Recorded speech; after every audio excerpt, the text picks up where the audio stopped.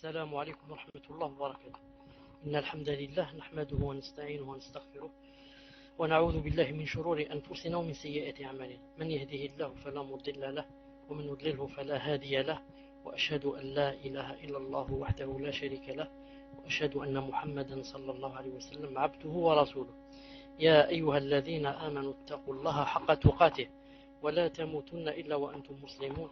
يا أيها الناس اتقوا ربكم الذي خلقكم من نفس واحدة وخلق منها زوجها وبث منهما رجالا كثيرا ونساء، واتقوا الله الذي تساءلون به والأرحام إن الله كان عليكم رقيبا. يا أيها الذين آمنوا اتقوا الله وقولوا قولا سديدا يصلح لكم أعمالكم ويغفر لكم ذنوبكم، ومن يطع الله ورسوله فقد فاز فوزا عظيما.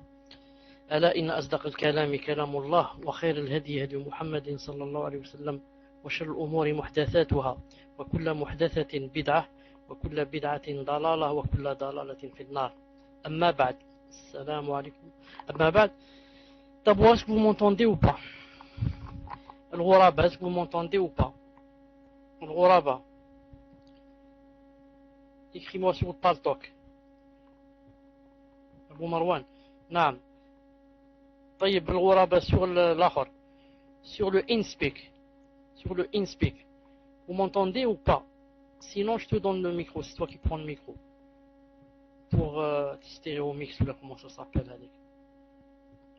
طيب j'attends que tu m'écrives. Alors prends le micro, on entend, d'accord.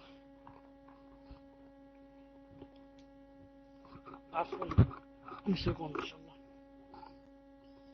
Donc, Inch'Allah Ta'ala, il faut que vous sachiez que nous sommes toujours dans Riyad Salihin.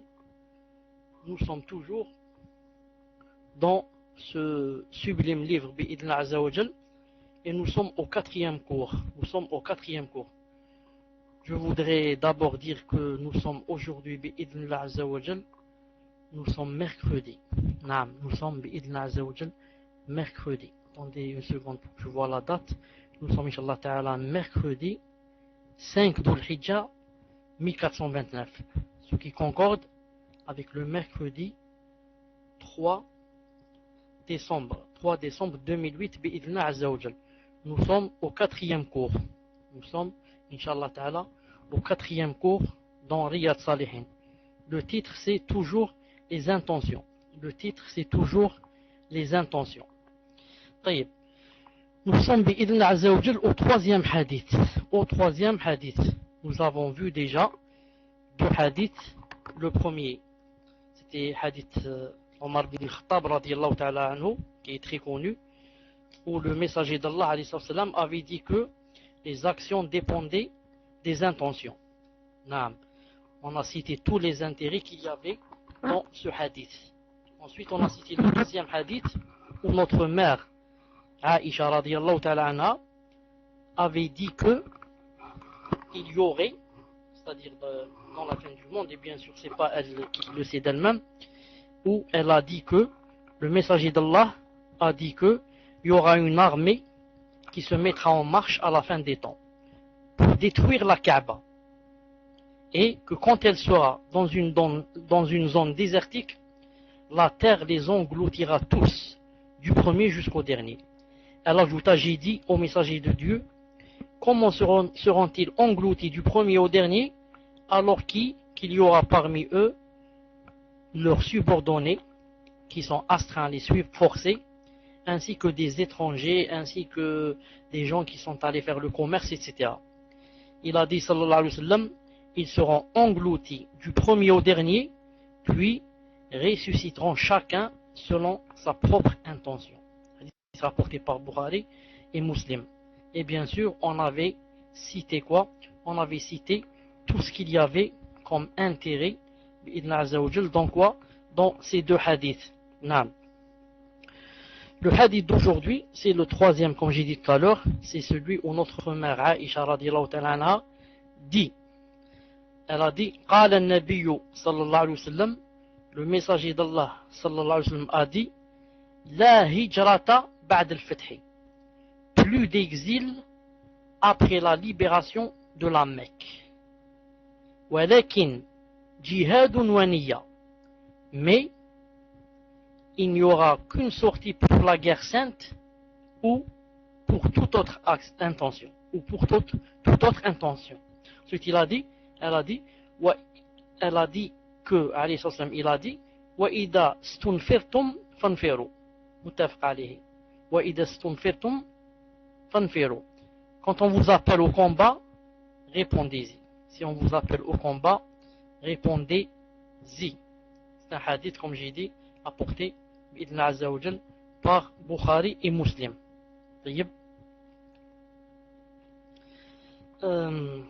Maintenant, Cheikh Rahimahullah va commencer à expliquer le hadith. Cheikh Ibn Uthaymin Rahimahullah va commencer à expliquer le hadith. Maintenant, pour ceux qui disent pour les deux hadiths précédents, où sont les intérêts, etc., ce n'est pas la peine de vous dire, vous le savez, qu'ils sont dans les cours qui sont enregistrés dans le site. Les cours qui sont enregistrés dans le site, et le site c'est écrit en haut www.chalabi.com. Là-bas il y a des cours enregistrés. المهم الشيخ ابن عثيمين الله يرحمه dit في هذا الحديث نافى رسول الله صلى الله عليه وسلم الهجرة بعد الفتح. Et avant de commencer l'explication, j'attire l'intention de spécialement du frère Al-Ghuraba pour lui dire, est-ce que dans le InSpeak, est-ce qu'il peut écrire Al-Ghuraba, est-ce que tu peux écrire quelque chose ici ou tu ne peux pas? Car moi je ne suis qu'ici, je ne suis pas dans le Paltalk. Au moins s'il se passe quelque chose pour que je sois au courant. Est-ce que tu peux écrire dans Hada ou là tu peux pas? Tu écris seulement dans le Paltalk. Ah, tu ne peux pas. Attends, je vais essayer de faire quelque chose. Donnez le droit de parler. Fadal maintenant. Écriture quelque chose, je crois que tu peux écrire numéro 1. Alors, va essayer d'écrire quelque chose. Alhamdulillah. Donc, Inch'Allah Ta'ala, n'oublie pas que je ne suis pas dans le pastor. Je suis ici avec vous. S'il se passe quelque chose, c'est ici, Inch'Allah Ta'ala, que tu dois m'avertir. Donc, Bismillah ar-Rahman ar-Rahim. Cheikh Ibn Uthaymin, Allah yarhamou, dit, في هذا الحديث نفى رسول الله صلى الله عليه وسلم الهجرة بعد الفتح. فقال, qu'est-ce qu'il a dit? فقال لا هجرة. Il a dit, dans ce hadith, le messager d'Allah sallallahu alayhi wa sallam a dit qu'il n'y aurait plus de hijra, c'est-à-dire l'exil. Il n'y aurait plus d'exil après la libération de la Mecque. Ensuite, il a dit وهذا النفي ليس على عمومه. Le cheikh rahimahullah a dit, mais cette façon de dire qu'il n'y aura plus de hijra, ce n'est pas une façon générale ni globale. يعني أن الهجرة لم تبطل بالفتح بل إنه لا تنقطع الهجرة حتى تنقطع التوبة ولا تنقطع التوبة حتى تخرج الشمس من مغربها. Donc le Cheikh Rahimahullah veut montrer que le hadith du messager d'Allah sallallahu alayhi wa sallam, quand il a dit qu'il n'y aura plus de hijra, yani d'exil du pays après la libération de la Mecque, il a dit qu'il ne faut pas prendre ça dans sa généralité. Mais le messager d'Allah alayhi wa sallam veut dire ici qu'il n'y aura plus de hijra à partir de la Mecque. C'est-à-dire que c'est une très bonne nouvelle. La Mecque deviendra, ou est devenu, un pays musulman et ne sera jamais un pays de mécréants. Et quand on est dans un pays musulman, on n'est pas, il ne nous est pas ordonné de le quitter. Sauf si on va dans un pays qui est meilleur. Donc, la Mecque étant devenue un pays musulman, alhamdoulilah, ce n'est plus la peine de faire la hijra, car autrefois, tout le monde devait faire la hijra et sortir de la Mecque, quand elle était un pays de kuffar et de mécréants. Sauf ceux qui ne pouvaient pas, comme les enfants par exemple, ou bien les mères, les faibles, les femmes, les malades, ceux qui ne pouvaient pas. Mais tout le monde, tous les gens qui pouvaient, s'ils restaient, ils avaient des péchés. Même une femme, même la femme doit faire la hijra, si elle a bien sûr les moyens et les capacités. Il a dit quelle est la preuve? La preuve, c'est l'autre hadith du messager d'Allah sallallahu alayhi wa sallam, où il a dit La tanqati'u al-hijratu hatta tanqati'a at-tawbatu. La hijra ne cessera pas jusqu'à ce que le repentir cesse. Wa la tanqati'u at-tawbatu hatta takhruja ash-shamsu min maghribiha. Et le repentir ne cessera pas jusqu'à ce que le soleil se lève de l'ouest. Donc, conclusion, la hijra ne cessera pas jusqu'à ce que le soleil se lève de l'ouest. Mais, ce qui cessera, c'est la hijra de la Mecque vers un autre pays. Parce que la Mecque, comme j'ai dit, est devenue un pays musulman. Il a dit وَكَانَتْ مَكَّةُ تَحْتَ سَيْطَرَةِ الْمُشْرِكِينَ. Il a dit la Mecque, elle était sous l'emprise et la règne des mécréants, et le règne des mécréants et des polythéistes. وَأَخْرَجُوا مِنْهَا رَسُولُ اللَّهِ صَلَّى اللَّهُ عَلَيْهِ وسلم.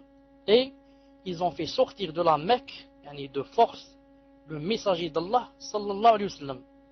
Ils l'ont expulsé, بِأَبِهُ وَأُمِّهِ. Ils l'ont fait sortir de force. فَهَاجَرَ بِإِذْنِ رَبِّهِ الْمَدِينَةِ. Qu'est-ce qu'il a fait? Donc, il a fait la hijra, l'exil, vers quoi? Vers Médine. وبعد 8 سنوات رجع النبي صلى الله عليه وسلم إلى مكة. Et après 8 années en exil, le messager d'Allah sallallahu alayhi wa sallam est revenu vers la Mecque. مظفرا منصورا. مظفرا منصورا. C'est-à-dire فاتحا مظفرا منصورا. Il est revenu vers la Mecque en la libérant, en triomphant. Sallallahu alayhi wa sallam. فصارت مكة بدل كونها بلد كفر صارت بلد إيمان وبلد إسلام. Donc la Mecque maintenant, après sa libération, au lieu qu'elle soit un pays de kufr, elle est devenue un pays de musulmans, un pays d'islam, un pays de foi. وَلَمْ يَكُنْ مِنْهَا هِجْرَةٌ بَعْدَ ذَلِكَ. Et après cela, on n'avait plus besoin de faire la hijra. وفي هذا دليل على أن مكة لن تعود لتكون بلاد كفر بل ستبقى بلاد إسلام إلى أن تقوم الساعة وإلى أن يشاء الله. Le Cheikh rahimahullah dit, et dans ce hadith, il y a un dalil que jamais bi'idna azza wa jal, jamais la Mecque, la Mecque ne deviendra un pays de kufr. Jamais la Mecque, jusqu'à la fin du monde, ne deviendra un pays de kufr. بل ستبقى بلاد إسلام إلى أن تقوم الساعة. Mais elle restera un pays d'islam jusqu'à la fin du monde. ثم قال عليه الصلاة والسلام. Ensuite, le messager d'Allah a dit, quand il a dit qu'il n'y aura plus d'exil de la Mecque, qu'est-ce qu'il a dit? Il a dit وَلَكِنْ جِهَادٌ وَنِيَّةٌ. Mais il y aura quoi? Il y aura jihad, il a dit la guerre sainte, et l'intention, la bonne intention. وَالنِّيَّة, Cheikh explique ici, ça veut dire que au lieu que ceux qui habitent maintenant à la Mecque fassent la hijra, il n'y a plus de hijra, il a dit, ils font le jihad. Ils vont faire le jihad. Il a dit, أي يخرج أهل مكة من مكة الجهاد. والنية. Ensuite, après le jihad, il a ajouté, والنية, et intention. C'est-à-dire que, quand ils feront le jihad, bien sûr, cela dépendra aussi de l'intention de la personne. Voilà, le djihad, dans le djihad, tout tourne autour de l'intention et de la sincérité. Autour de l'intention et de la sincérité. ثم قال عليه الصلاة والسلام وإذا استنفرتم فانفروا. Ensuite, le messager d'Allah sallallahu alayhi wa sallam a dit وإذا استنفرتم فانفروا. Regardez maintenant, c'est très important ce qu'a dit le messager d'Allah, c'est-à-dire il a dit, et si on vous appelle au combat, répondez-y. Et si on vous appelle au combat, répondez-y. Qui va nous appeler au combat? Qui va nous appeler au combat? Est-ce que c'est Ben Laden qui va nous appeler au combat ou c'est qui? Il a dit Waliyu amrikum. Si c'est le gouvernant, musulman, qui t'appelle à aller combattre dans un autre pays pour aller combattre les kuffars, il a dit fanfiru wujuban, alors vous êtes obligé d'y répondre. Wa hina idin yakunu al-jihad farda ayn, et dans ce cas le djihad devient une obligation pour toute personne qui remplit les conditions, bien sûr, pour pubère, consciente, qui n'est pas malade, qui est homme, qui n'est pas aveugle et comme ça. Il a dit il a dit quand le gouvernant appelle les gens au djihad, ils sont obligés de se soumettre et de lui obéir. Et personne n'a le droit de s'absenter, de ne pas y aller, sauf quoi? Sauf s'il a une excuse. Comme Allah Ta'ala a dit Ya ayyuhalladhina amanu ma lakum idha qila lakum unfiru fi sabilillah thaqaltum ila al-ard araditum bil hayati ad-dunya min akhirah fama mata'u al-hayati ad-dunya fil akhirati illa qalil illa tanfiru yu'adhibhum 'adhaban alima wa yastabdil qauman ghayrakum wa la tadurruhu shay'a. At-Tawbah 38-39. C'est-à-dire que Allah Azza wa Jalla a dit ô vous qui croyez, qu'avez-vous lorsque l'on vous dit élancez-vous dans le sentier d'Allah, c'est-à-dire allez combattre, vous vous apesantez sur la terre, vous devenez lourd, subhanallah, et vous restez collé à la terre.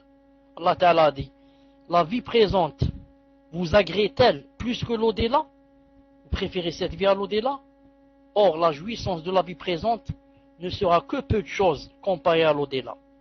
Ensuite Allah Ta'ala dit si vous ne répondez pas au combat, il vous châtiera d'un châtiment douloureux et vous remplacera par un autre peuple. Vous ne lui nuirez en rien. Allah Azza wa Jal est omnipotent. Naam. Donc il a dit, Cheikh Lahmou continue dit, وهذا أحد المواضع التي يكون فيها الجهاد فرض عين. وهذا أحد المواضع التي يكون فيها الجهاد فرض عين. Il a dit et là, ce cas, c'est-à-dire lorsque le gouvernant nous ordonne d'aller combattre, il a dit ce cas-là, c'est l'un des cas, des 3 ou 4 cas, où le djihad, le combat dans le sentier d'Allah, devient une obéissance pour toute personne. Car vous savez que le djihad, la guerre sainte, en islam en général, ce n'est pas obligatoire pour tout le monde.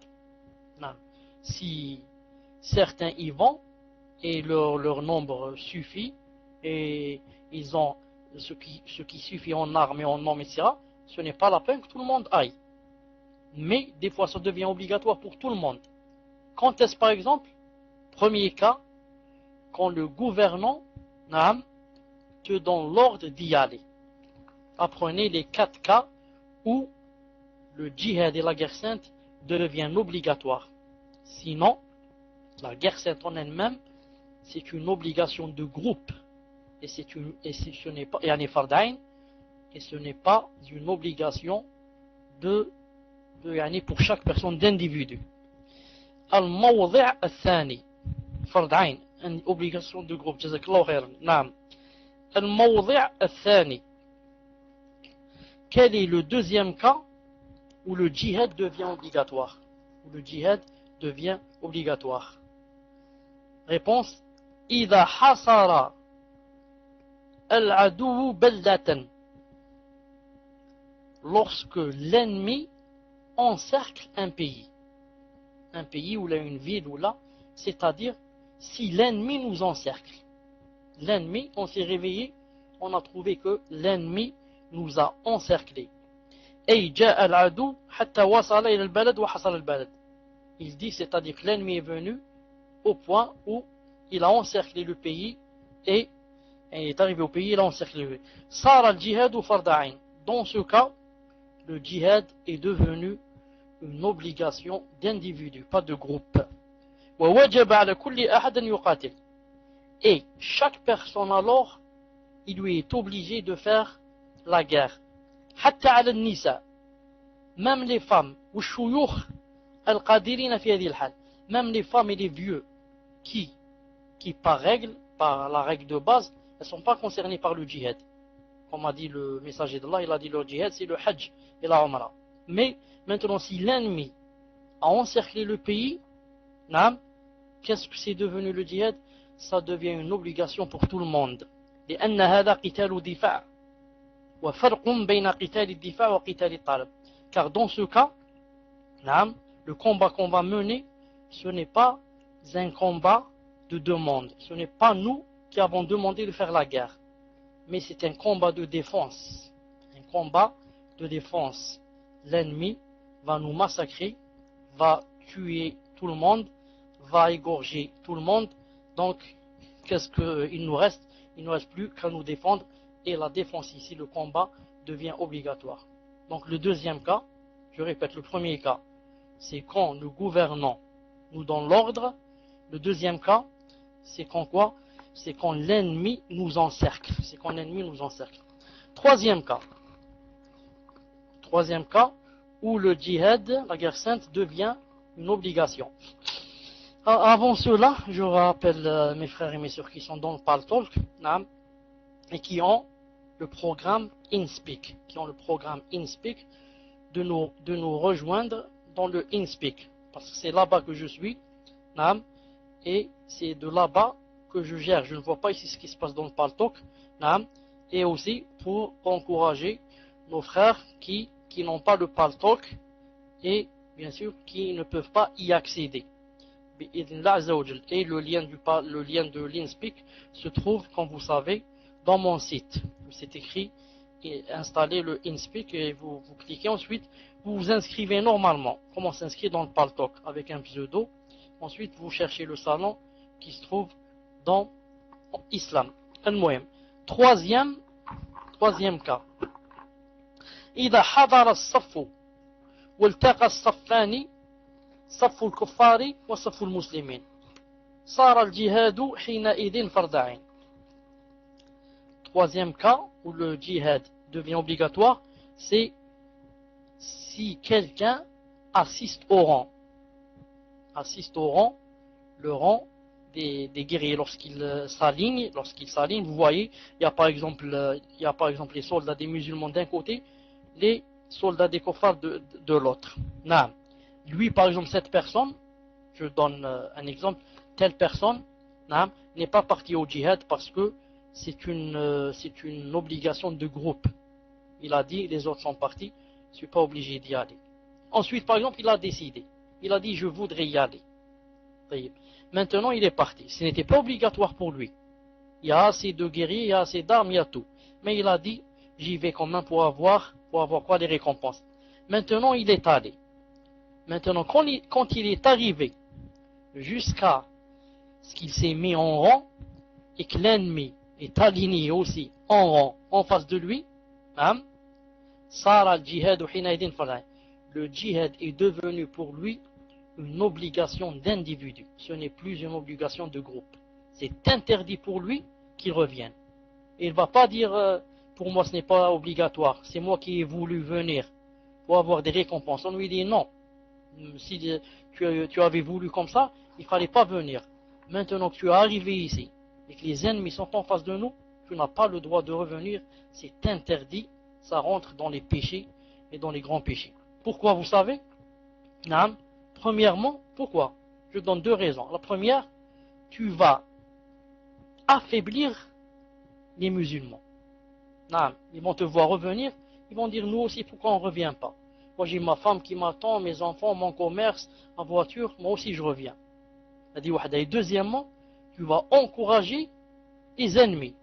Ils vont dire voilà, ils ont peur. On les voit, ils se faufilent et ils rentrent chez eux l'un après l'autre. Donc, nous sommes forts et ça va les encourager. طيب quel est le dalil? Allah Azza wa Jalla dit dans le Coran يا أيها الذين آمنوا إذا لقيتم الذين كفروا زحفا فلا تولوهم الأدبار. Ô vous qui croyez, quand vous rencontrez l'armée des mécréants en marche, ne leur tournez point le dos. Vous avez entendu? Quand vous rencontrez la rencontre, l'armée des mécréants, ne leur tournez point le dos. C'est-à-dire, vous n'avez plus le droit de fuir.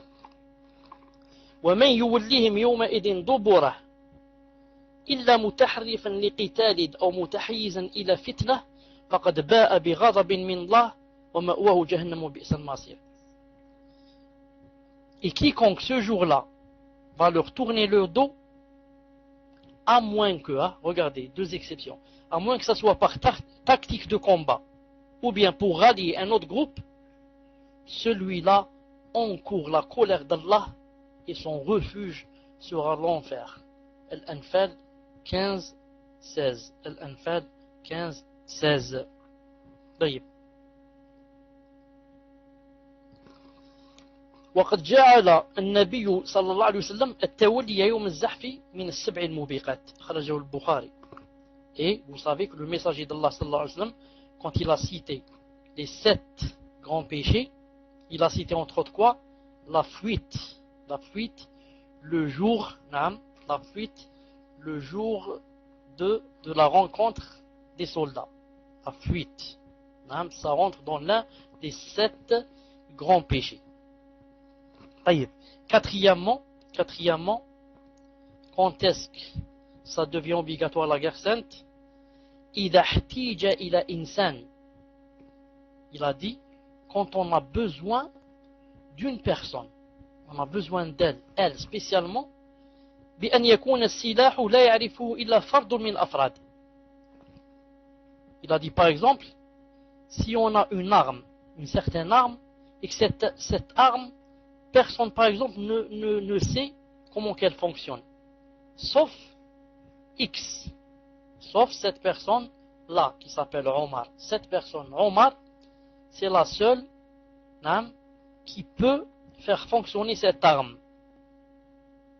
Donc maintenant, les guerriers ont besoin de cette arme, et cette arme ne fonctionne que si Omar la fait fonctionner.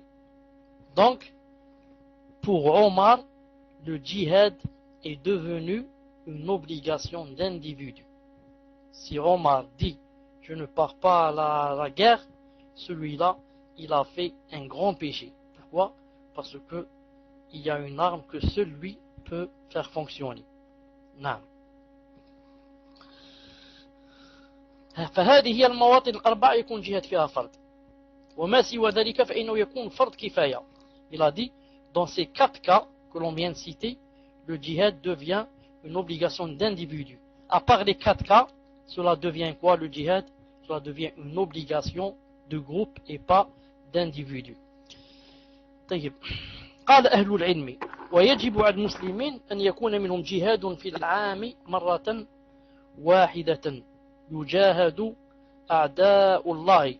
Il a dit Cheikh Ibn Uthaymin Allah yarhamou, et les musulmans doivent une fois par an faire la guerre sainte, faire la guerre aux mécréants, pour que quoi? Pour que la parole d'Allah Azza wa Jalla soit la plus haute. لا لأجل أن يدافع عن الوطن من حيث إنه وطن. Il a dit, et non pas en défendant le pays parce que c'est un pays. لأن الدفاع عن الوطن من حيث هو وطن يكون من المؤمن والكافر. Il a dit parce que le fait de défendre le pays, même le kafir, le mécréant fait cela. Le mécréant défend aussi son pays. Le mécréant ne va pas laisser, il a dit, quelqu'un le coloniser. Donc, il a dit, لكن المسلم يدافع عن دين الله يدافع عن وطنه لا لأنه وطنه مثلا ولكن لأنه بلد إسلامي. Donc, le musulman, qu'est-ce qu'il fait? Certes, il défend son pays. Il le défend. Mais il le défend avec l'intention de quoi? Avec l'intention que c'est un pays de musulmans. Je suis dans un pays musulman, donc moi je défends quoi? Je défends l'islam dans ce pays et non pas seulement le pays. Pourquoi? Pour ne pas ressembler aux kuffars. Comme j'ai dit, même les kuffars défendent leur pays. Or, quelle est la différence entre nous et eux? Le musulman défend son pays avec quoi? Avec l'intention de défendre l'islam. Voilà la grande différence entre les deux. Il a dit ولذلك يجب علينا في مثل هذه الظروف التي نعيشها اليوم يجب علينا أن نذكر جميع العامة بأن الدعوة إلى تحرير الوطن وما أشبه ذلك دعوة غير مناسبة وأنه يجب أن يعبأ الناس تعبئة دينية يقال إننا ندافع عن ديننا قبل كل شيء. Il a dit, c'est pour ça que de nos jours, Cheikh Lahmoud dit, de nos jours, il faudrait quoi? Il faudrait, si je puis dire, comment on dit nabbah? Il faudrait, attendez, comment on dit nabbah? Disons, attirer l'attention, il faudrait attirer l'attention des peuples, que le fait de défendre le pays en lui-même ne suffit pas. Mais encore faut-il ajouter, comme j'ai dit tout à l'heure, le fait de le défendre parce que c'est un pays musulman. Parce que c'est un pays musulman et qu'avant tout, je défends l'islam dans ce pays. Je défends l'islam dans ce pays. Ensuite, il a cité le hadith du messager d'Allah, sallallahu alayhi wa sallam, où on lui demanda lequel des trois.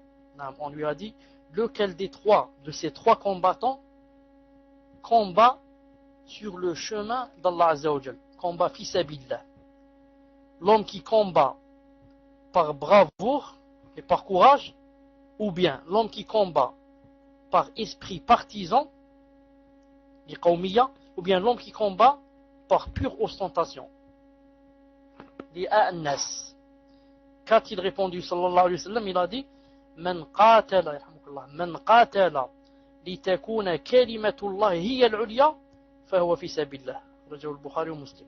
Il a dit celui qui combat pour que la parole d'Allah soit la plus haute, c'est ce combat qui est sur la voie d'Allah Azza wa Jal. C'est ce combat qui est sur la voie d'Allah Azza wa Jal. Il a dit intabih ila hadha al-qayd. Le Cheikh Lahmoudi, remarquez bien cette condition. Remarquez bien cette clause. Lorsqu'il a dit sallallahu alayhi wa sallam man qatala litakuna kalimatullahi al-ulya. Celui qui fait la guerre pour que la parole d'Allah soit la plus haute.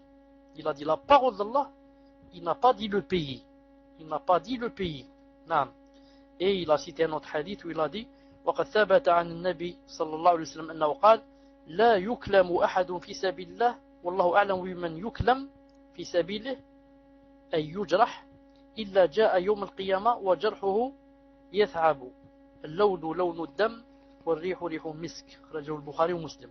Ensuite il a cité un hadith du messager d'Allah sallallahu alayhi wa sallam où il est dit à peu près, il est dit que quiconque sera blessé fi sabilillah pour le visage d'Allah, fi sabilillah, pour le sentier d'Allah. Ensuite, il a dit Wallahu a'lamu biman yuklamu fi sabilillah. Allah sait celui qui a été blessé pour lui. Nous on ne sait pas.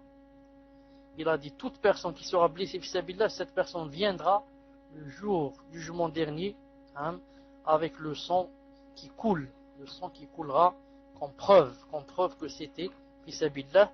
Al-lawnu, la couleur de sang, mais l'odeur, ce n'est pas l'odeur de sang, mais l'odeur du musc et de l'encens. Il a dit, regardez comment le messager d'Allah, sallallahu alayhi wa sallam, a mis comme condition que cette guerre-là devrait être fi sabilillah, vraiment pour le visage d'Allah Azza wa Jal. Ensuite, Cheikh Rahimahullah va passer au quatrième hadith. Ensuite, le Cheikh Rahimahullah va passer au quatrième hadith. Avant cela, je n'oublierai pas de citer que donc vous voyez qu'en islam, il y a deux sortes de guerres saintes. Il y a celle de la défense, quand on se défend, et il y a celle de la demande, quand ce sont les musulmans qui la font et la demandent, sans défense. Beaucoup de musulmans sont complexés. Ils ne parlent que de la première. Ils disent non, en islam il n'y a que la défense. Nous, on n'est pas complexés pour dire qu'il y a celle de la demande. Car s'il y a des kuffars qui soi-disant, ce sont les défenseurs des droits de l'homme, les pays des droits de l'homme, etc., eux-mêmes colonisent les gens jusqu'à de nos jours, colonisent des pays, et soi-disant, ce sont les défenseurs des droits de l'homme, colonisent des pays en ayant sous prétexte que ces pays ont quoi? Ont la bombe atomique. Et ils font tous les massacres qu'ils peuvent faire. Et ils oublient que ce sont les premiers au monde à avoir quoi? À avoir employé la bombe atomique.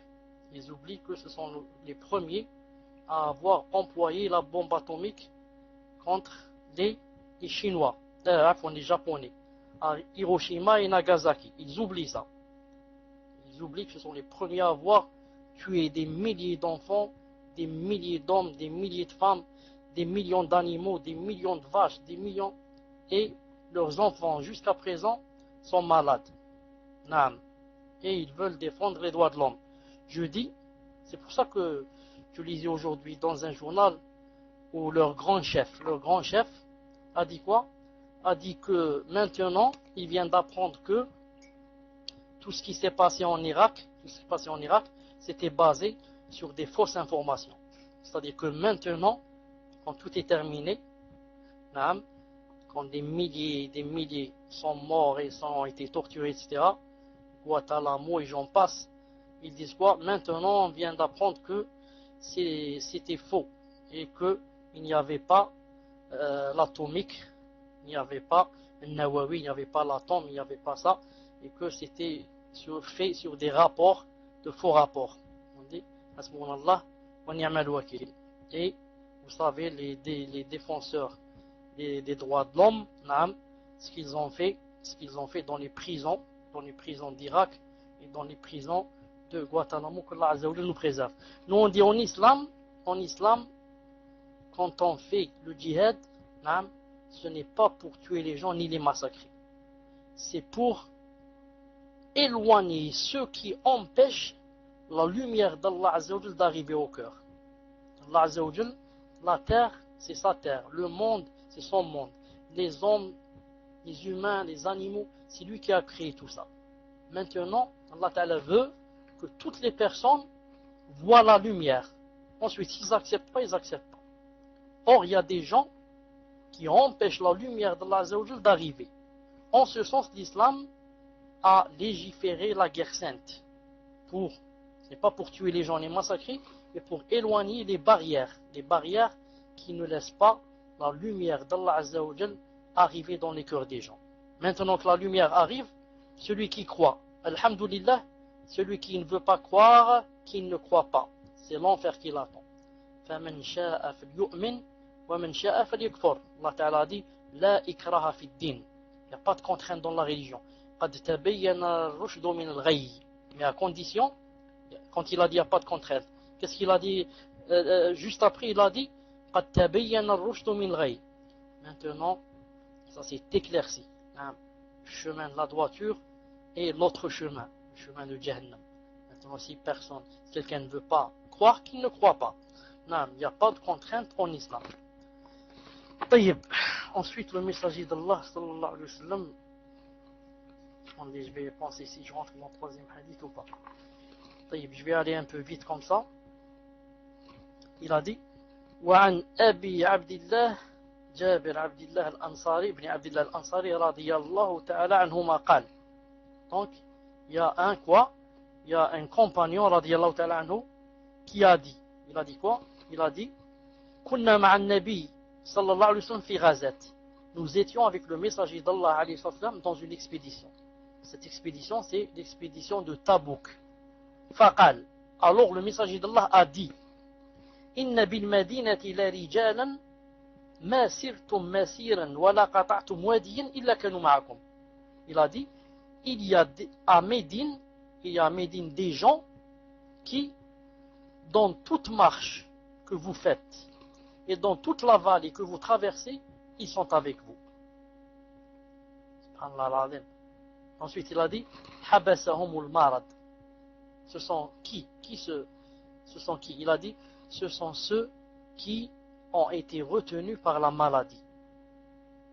Wa fi riwaya, illa sharakukum fil ajr. Dans une autre version, il est dit quoi? Il est dit que ils prennent les récompenses comme vous. Ils sont associés avec vous dans des récompenses. Ici, lorsque le messager d'Allah a dit, ce qu'il a dit, Inna bil madinati la rijalan ma sirtum masiran wa la qata'tum wadiyan illa kanu ma'akum. Naam. Ça veut dire quoi? Ça veut dire que tout dépend des intentions. Tout dépend des intentions.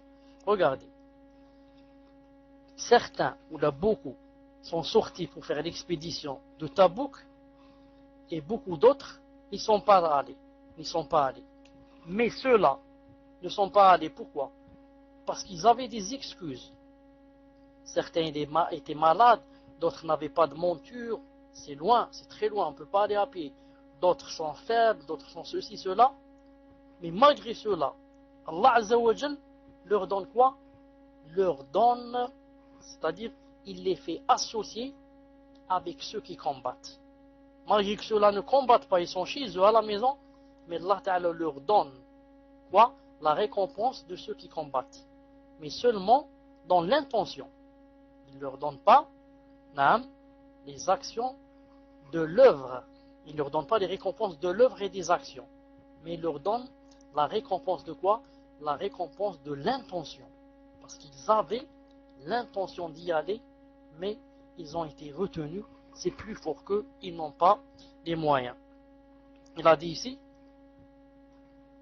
ça ressemble au hadith du messager d'Allah sallallahu alayhi wa sallam qui a dit إذا مرض العبد أو سافر كتب له مثل ما كان يعمل مقيما صحيحا خرجه البخاري. Le messager d'Allah sallallahu alayhi wa sallam a dit quoi? A dit que la personne, si elle tombe malade ou bien si elle voyage, Allah Ta'ala va lui écrire comme lorsque cette personne était avant le voyage et lorsqu'elle était en bonne santé. Ça, c'est une faveur d'Allah Azza wa Jal qui décrive à qui? Qui décrive à la personne qui voyage et la personne qui tombe malade, il lui écrit, c'est comme si elle n'était pas malade et c'est comme si elle n'avait pas voyagé. Il va montrer ici pourquoi et quelle est la cause. فالمتمني للخير الحريص عليه إذا كان من عادته أنه كان يعمله ولكنه حبسه عنه حابس كتب له أجره كاملا. Il a dit, celui qui souhaite le bien et qui fait tout son possible pour le faire, si dans ses habitudes il avait l'habitude de faire ce bien, ensuite une excuse l'en a empêché, kutiba lahu ajruhu kamilan. Allah Azza wa Jalla va lui écrire, c'est comme s'il avait fait la chose. Subhanallah al-Azim. Ça c'est fadl Allah Azza wa Jalla. Mais à condition que quoi? À condition que cette personne, avant de tomber malade, avait quoi? Avait l'habitude de faire cette chose. Donc, alhamdoulilah, on doit dire alhamdoulilah pour les personnes qui, lorsqu'elles sont en bonne santé, elles font, masha'Allah, par exemple, les nafila. Elles jeûnent, par exemple, jeudi, lundi. Elles font qiyam al-layl.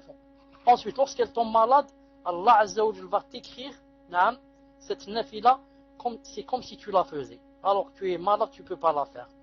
Et la même chose pour celui qui avait l'habitude de faire des choses surérogatoires quand il voyage. Vous savez par exemple quand on voyage, la sunna par exemple, c'est de ne pas faire les nafila. Si on fait seulement le fajr et on fait le witr. Ce sont les deux salats les plus conseillés et les plus proches des salats obligatoires. Et c'est les deux que le messager d'Allah n'a jamais délaissé, qu'il soit en voyage ou bien qu'il soit chez lui. Non. Mais celui qui avait l'habitude par exemple de faire les 12 rak'at chaque jour 12 rak'at, d'après le hadith qui dit que celui qui fait pour Allah 12 rak'at chaque jour, Allah Ta'ala lui bâtit une maison dans le paradis. Ensuite il a voyagé. Il ne va pas faire ces choses-là, mais Allah va lui écrire. C'est comme s'il faisait, masha'Allah, ces salats. Il a dit ici, فمثلا إذا كان الإنسان من عادته أن يصلي مع الجماعة في المسجد ولكنه حبسه حابس كالنوم أو مرض وما أشبه ذلك فإنه يكتب له أجر المصلي مع الجماعة تماما من غير نقص. Il a dit, si par exemple une personne, disons un homme, avait l'habitude de faire la prière tout le temps à la mosquée, ensuite, par exemple, il s'est endormi, il ne s'est pas réveillé, ou bien il est tombé malade et il a fait la prière à la maison. Il a dit, Allah Azza wa Jal va lui écrire comme s'il avait fait la salat dans la mosquée. Vous voyez donc la différence entre celui qui avait l'habitude de faire la bonne chose et il a eu des excuses et des empêchements, et entre la personne qui n'a pas l'habitude de faire les bonnes choses. وكذلك إذا كان من عادته أن يصلي تطوعا ولكنه منعه منه مانع. Il a dit la même chose pour la personne qui avait l'habitude de faire les nafila, salat. Une personne avait l'habitude de faire beaucoup de salat nafila. ولكنه منعه منه مانع. Ensuite, une fois, cette personne a été empêchée par maladie ou par une faiblesse, elle n'a pas fait les nafila qu'elle faisait. فإنه يكتب له أجره كاملا. Allah Azza wa Jal va lui écrire le ajr, va lui écrire la récompense complète. C'est comme si cette personne avait fait cette chose. وكذلك من كان من عادته أن يصوم من كل شهر 3 أيام ثم عجز عن ذلك ومنعه مانع فإنه يكتب له الأجر كاملا. Et la même chose il a dit pour la personne qui avait par exemple l'habitude de jeûner. L'habitude par exemple de jeûner 3 jours par semaine. Si la personne avait l'habitude de jeûner 3 jours par semaine, ensuite elle est tombée malade ou bien elle a faibli. Elle a dit, je ne peux plus, par exemple, 3 jours par semaine, 3 jours par mois. Si une personne avait l'habitude de jeûner 3 jours par mois par exemple, ensuite elle est tombée malade ou là elle a faibli ou là elle a dit je ne peux plus. Dans ce cas, Allah Ta'ala va lui écrire, c'est comme si elle avait fait le jeûne de 3 jours par mois. Il a dit, et il y a beaucoup d'exemples en ce sens. أما إذا كان ليس من عادته أن يفعله فإنه يكتب له أجر النية فقط دون أجر العمل. Mais si maintenant une personne n'avait pas l'habitude de faire comme ça des nafila et des choses surérogatoires, alors que va lui écrire? Il va lui écrire seulement la récompense de l'intention, c'est tout. Pourquoi? Parce qu'il n'avait pas l'habitude de faire ces choses. Et si maintenant il a l'intention de la faire, il ne l'a pas fait, Allah Ta'ala va lui écrire seulement l'intention. Quant au premier, il va lui écrire la récompense complète. C'est comme s'il avait fait la prière, c'est comme s'il avait jeûné 3 jours, et comme ça. Et il y a bien sûr une différence entre les deux. Ensuite, on va terminer par ça. Ensuite, le messager d'Allah, sallallahu alayhi wa sallam, a cité, d'ailleurs c'est le cheikh a cité ce qui s'est passé un jour entre les sahaba radiyallahu ta'ala anhum.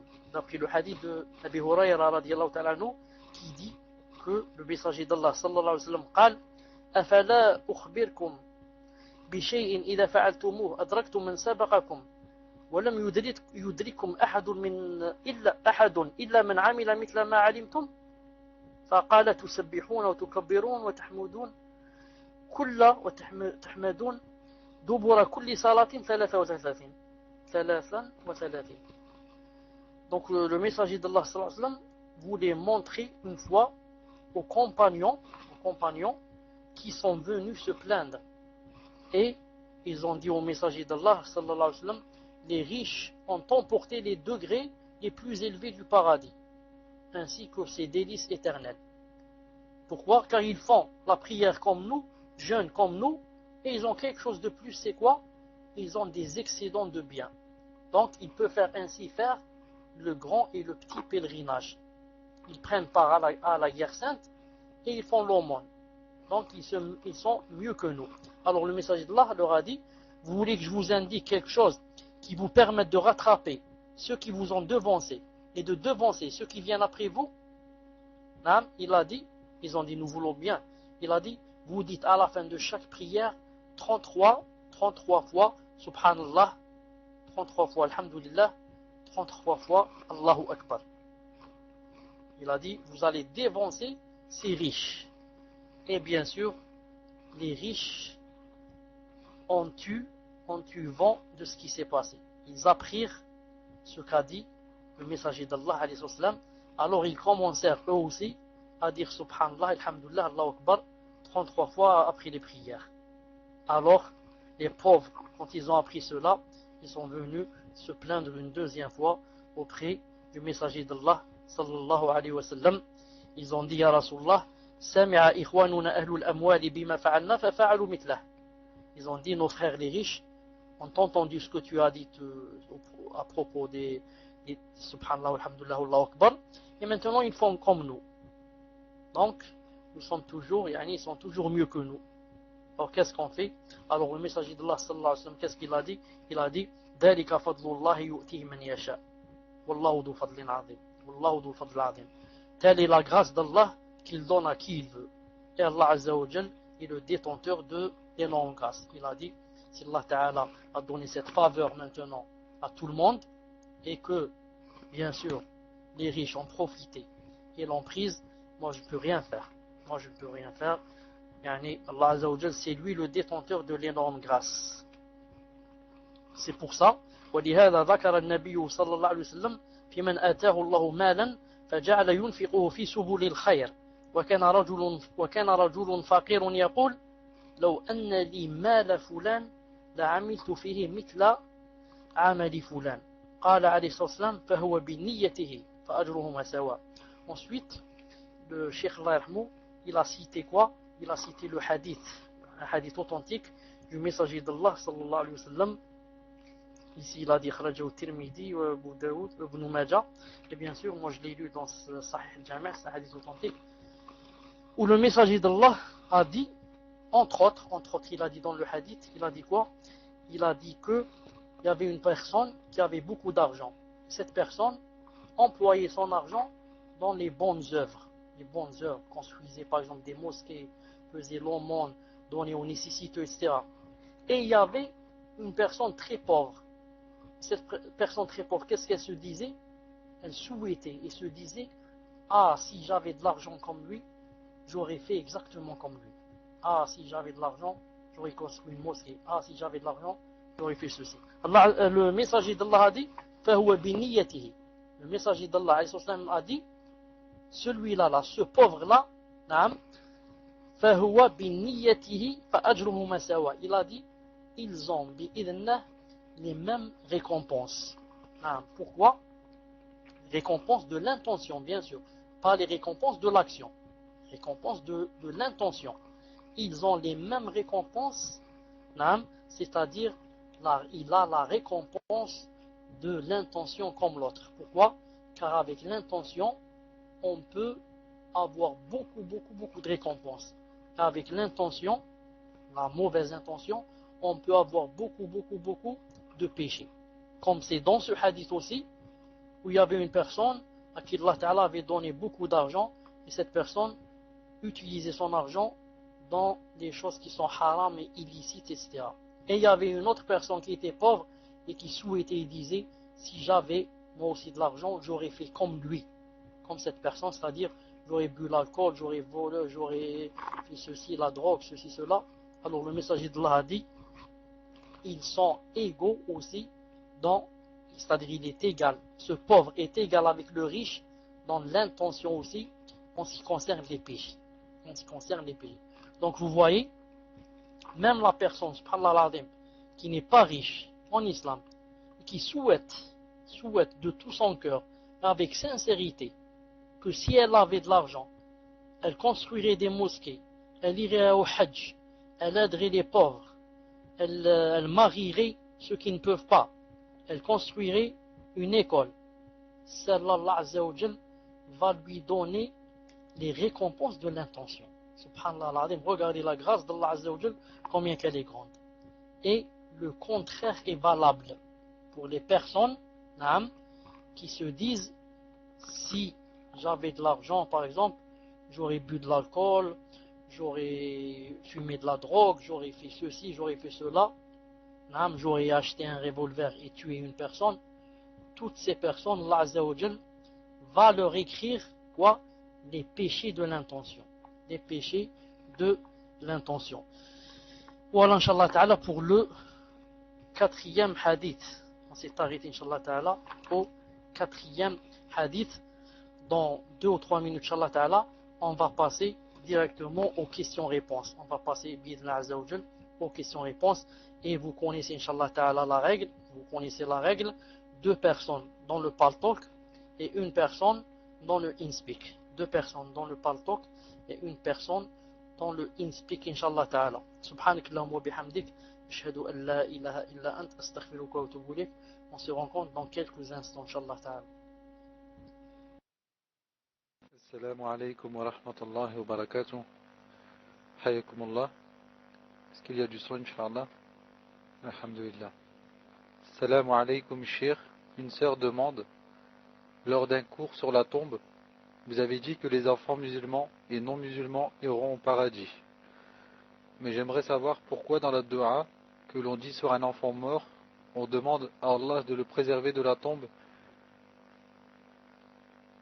et aussi contre le châtiment de l'enfer. Voici la dua. Ô Seigneur, préserve-le du châtiment de la tombe. Ô Seigneur, rends-le un prédécesseur et une épargne pour ses parents et accepte son intercession pour eux. Ô Seigneur, augmente grâce à lui le poids de leurs bonnes actions et accroît leur rétribution. Place-le parmi les croyants vertueux, mets-le sous la tutelle d'Abraham et préserve-le par ta miséricorde du châtiment de l'enfer. Donne-lui en échange une demeure meilleure que la sienne et une famille meilleure que la sienne. Ô Seigneur, pardonne à nos ancêtres et à nos descendants et à ceux qui nous ont précédés dans la... Salam alaikum wa rahmatullah. Non, Muslim, je t'avais donné le point rouge parce qu'il n'y a pas comment t'arrêter. Juste pour dire que ne lis pas la question tant qu'il n'y a pas de micro dans le InSpeak. Il faut que celui qui lise la question, il faut qu'il y ait un autre qui nous fait entendre dans le InSpeak. Sinon, à quoi ça sert qu'on l'entende seulement dans un salon? J'ai déraidé Abu Huraira. Non, Abu Huraira, je l'ai déraidé. Non.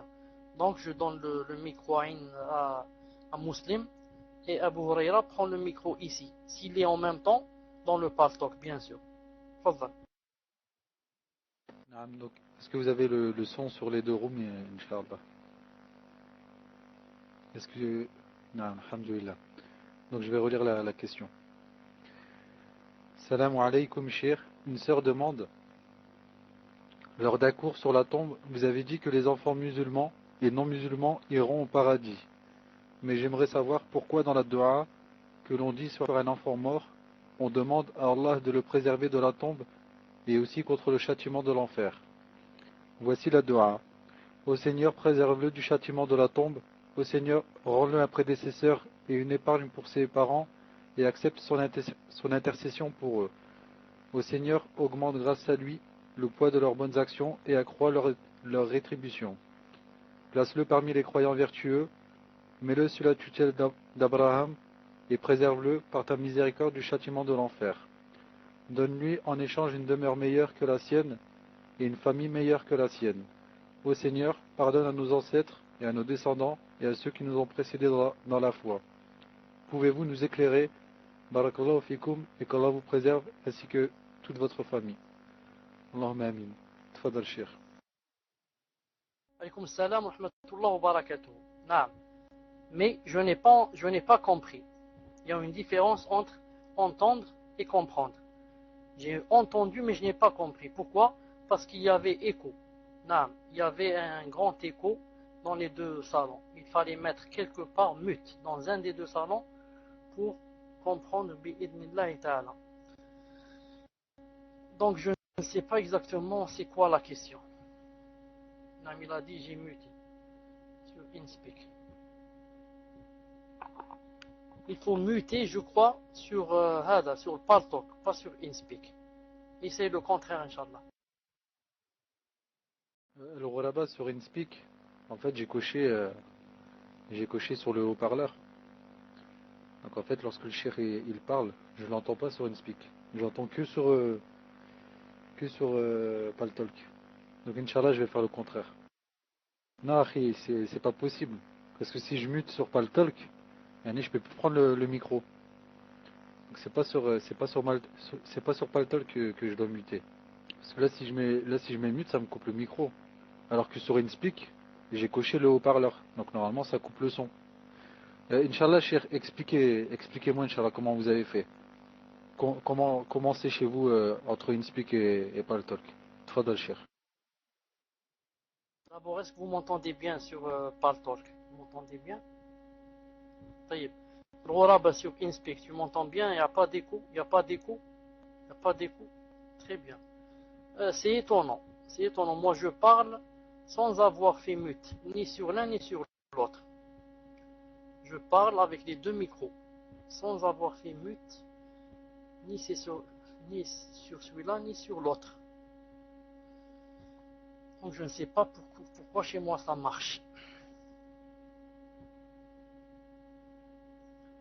Sinon, il faut que vous coupez sur un. D'accord, donc c'est moi qui coupe. Tfadal, c'est moi qui coupe. Tfadal. En fait, Cheikh, sur InSpeak, en bas à gauche, dans le salon en bas à gauche, il y a un haut-parleur. Vous cliquez une fois dessus, il va y avoir une croix rouge. Et là, Inch'Allah, il y aura plus d'écho. Est-ce que c'est bon, Inch'Allah, Cheikh?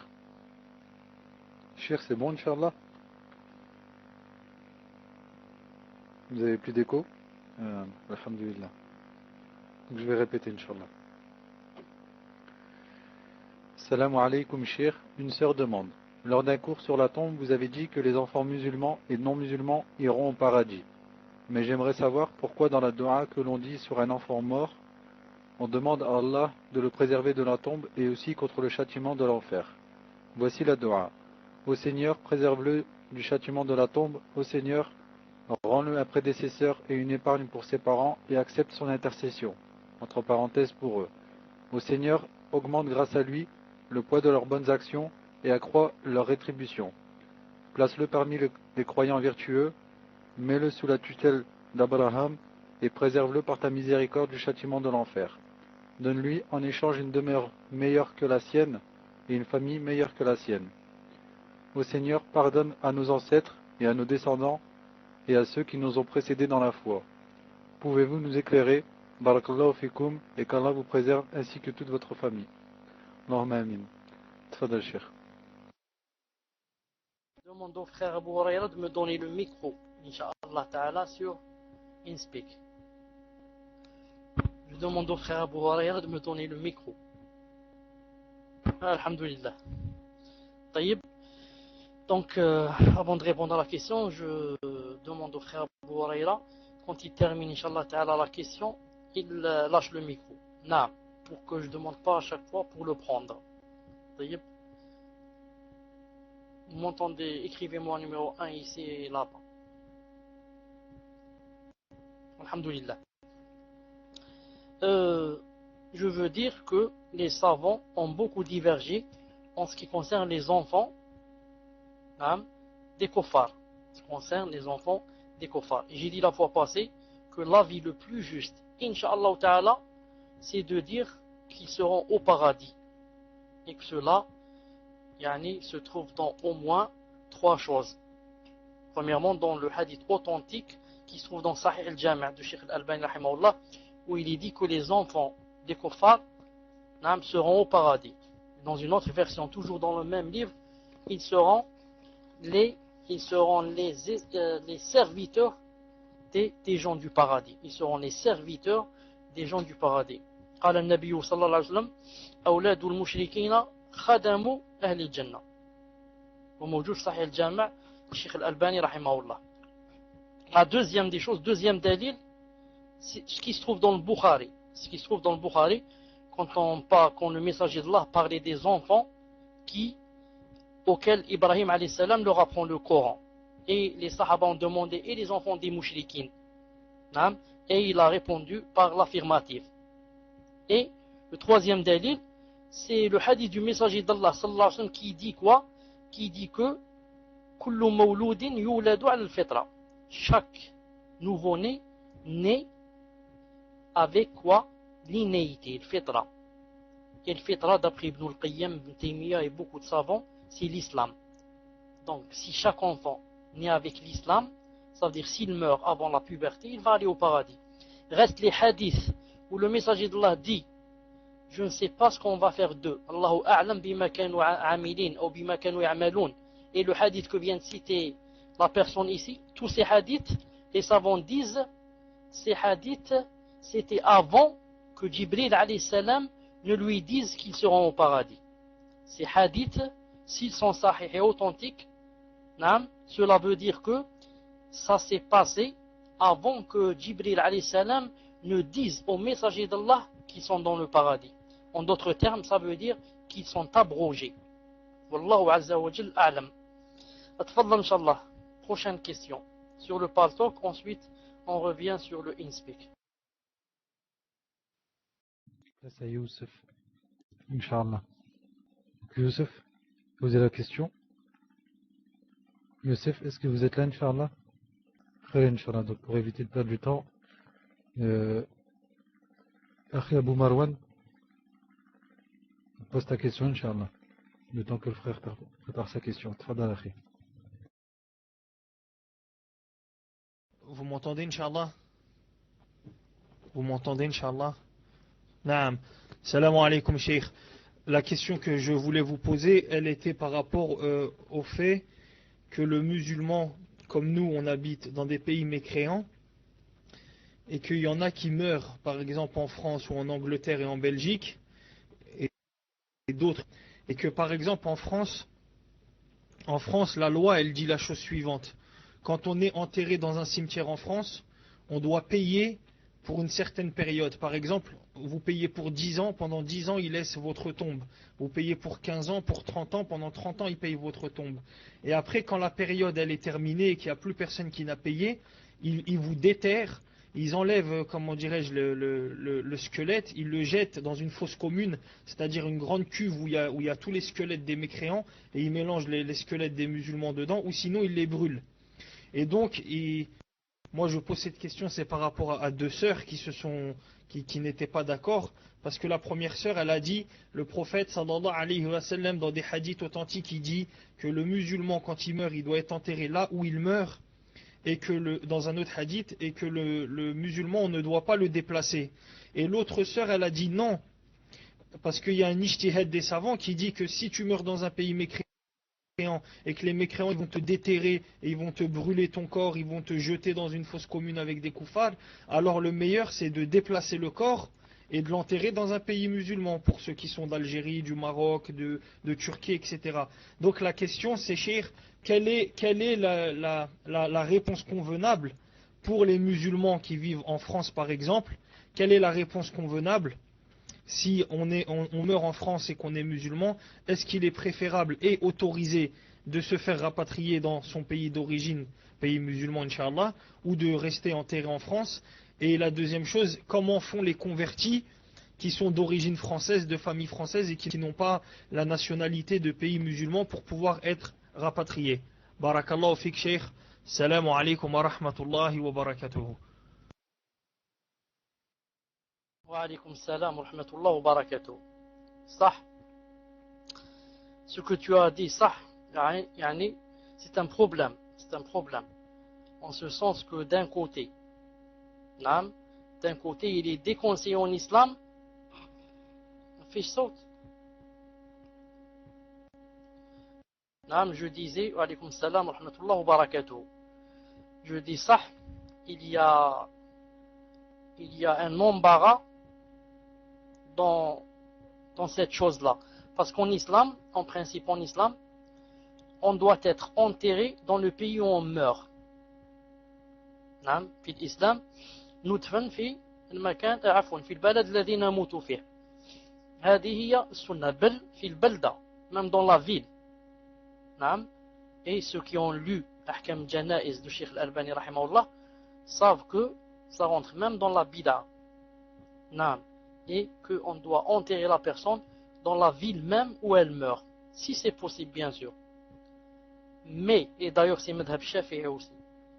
Mais maintenant, si, lorsqu'on va nous enterrer, après une année ou là, on va nous brûler, on va nous calciner, je sais pas ce qu'on va nous faire, comme c'est dans les pays de Kuffar, qu'Allah Azza wa Jal nous préserve.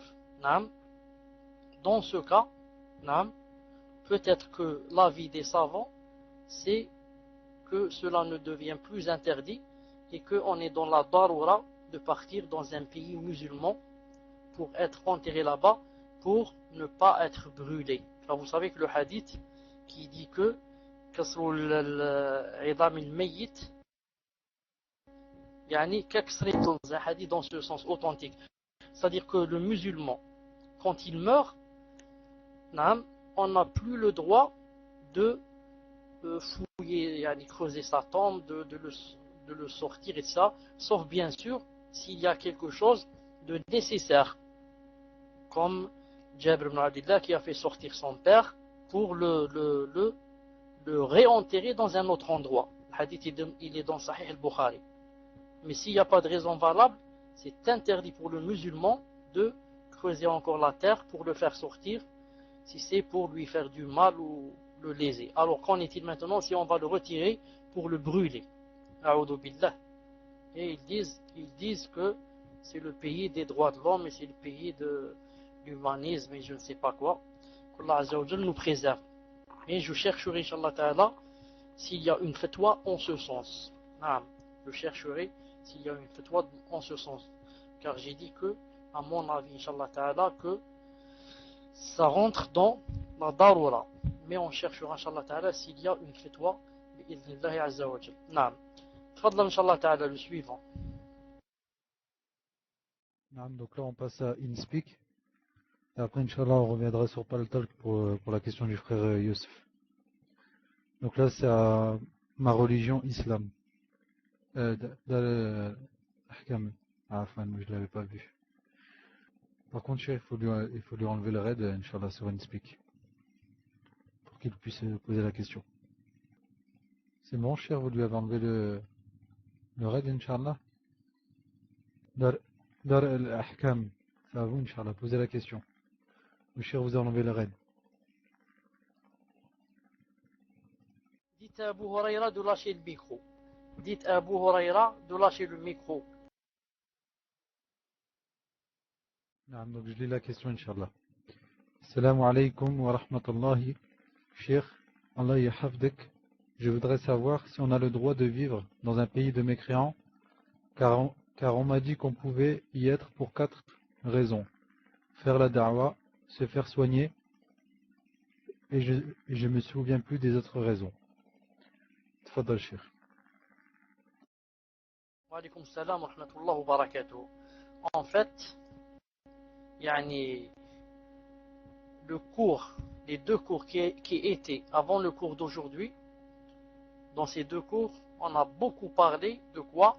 De la hijra et des sortes de hijra qu'il y a. On avait dit qu'il y avait 3 ou 4 sortes de hijra et que la hijra du pays de mécréance vers le pays d'islam, on avait dit qu'elle était obligatoire et qu'il était permis à une personne qui n'est pas dans un pays de kuffar, mais qui est dans un pays musulman, il ne lui est permis d'aller dans un pays de kuffar que s'il y a une nécessité. Et que d'autre part, si elle a assez de science pour éloigner les ambiguïtés, les shubuhat, et assez de piété pour éloigner les péchés. نعم أن يكون معه علم يدفع به الشبهات وأن تكون معه التقوى يدفع بها الشهوات. C'est comme ça que disent les savants. Et c'est pour ça qu'ils disent que un musulman n'a le droit d'aller vers un pays de kuffar, chez les kuffars, que si par exemple il va faire la da'wa, ou par exemple il est malade, il va soigner, ou par exemple il y a une spécialité qu'il n'y a pas dans les pays musulmans, il va faire la spécialité là-bas, ou bien par exemple il va rendre visite à un malade, ou bien il a des choses à vendre, un commerce, il va vendre les choses là-bas et il revient, à condition toujours qu'il remplit les deux conditions. Il a assez de piété pour éloigner les péchés et assez de science pour éloigner les ambiguïtés. C'est pour ça que, surtout les sœurs, elles ne devraient pas permettre aux gens qui viennent, aux hommes qui viennent des pays musulmans pour se marier avec elles. Mais elle doit lui dire, c'est toi qui dois me faire venir chez toi pour faire la hijra.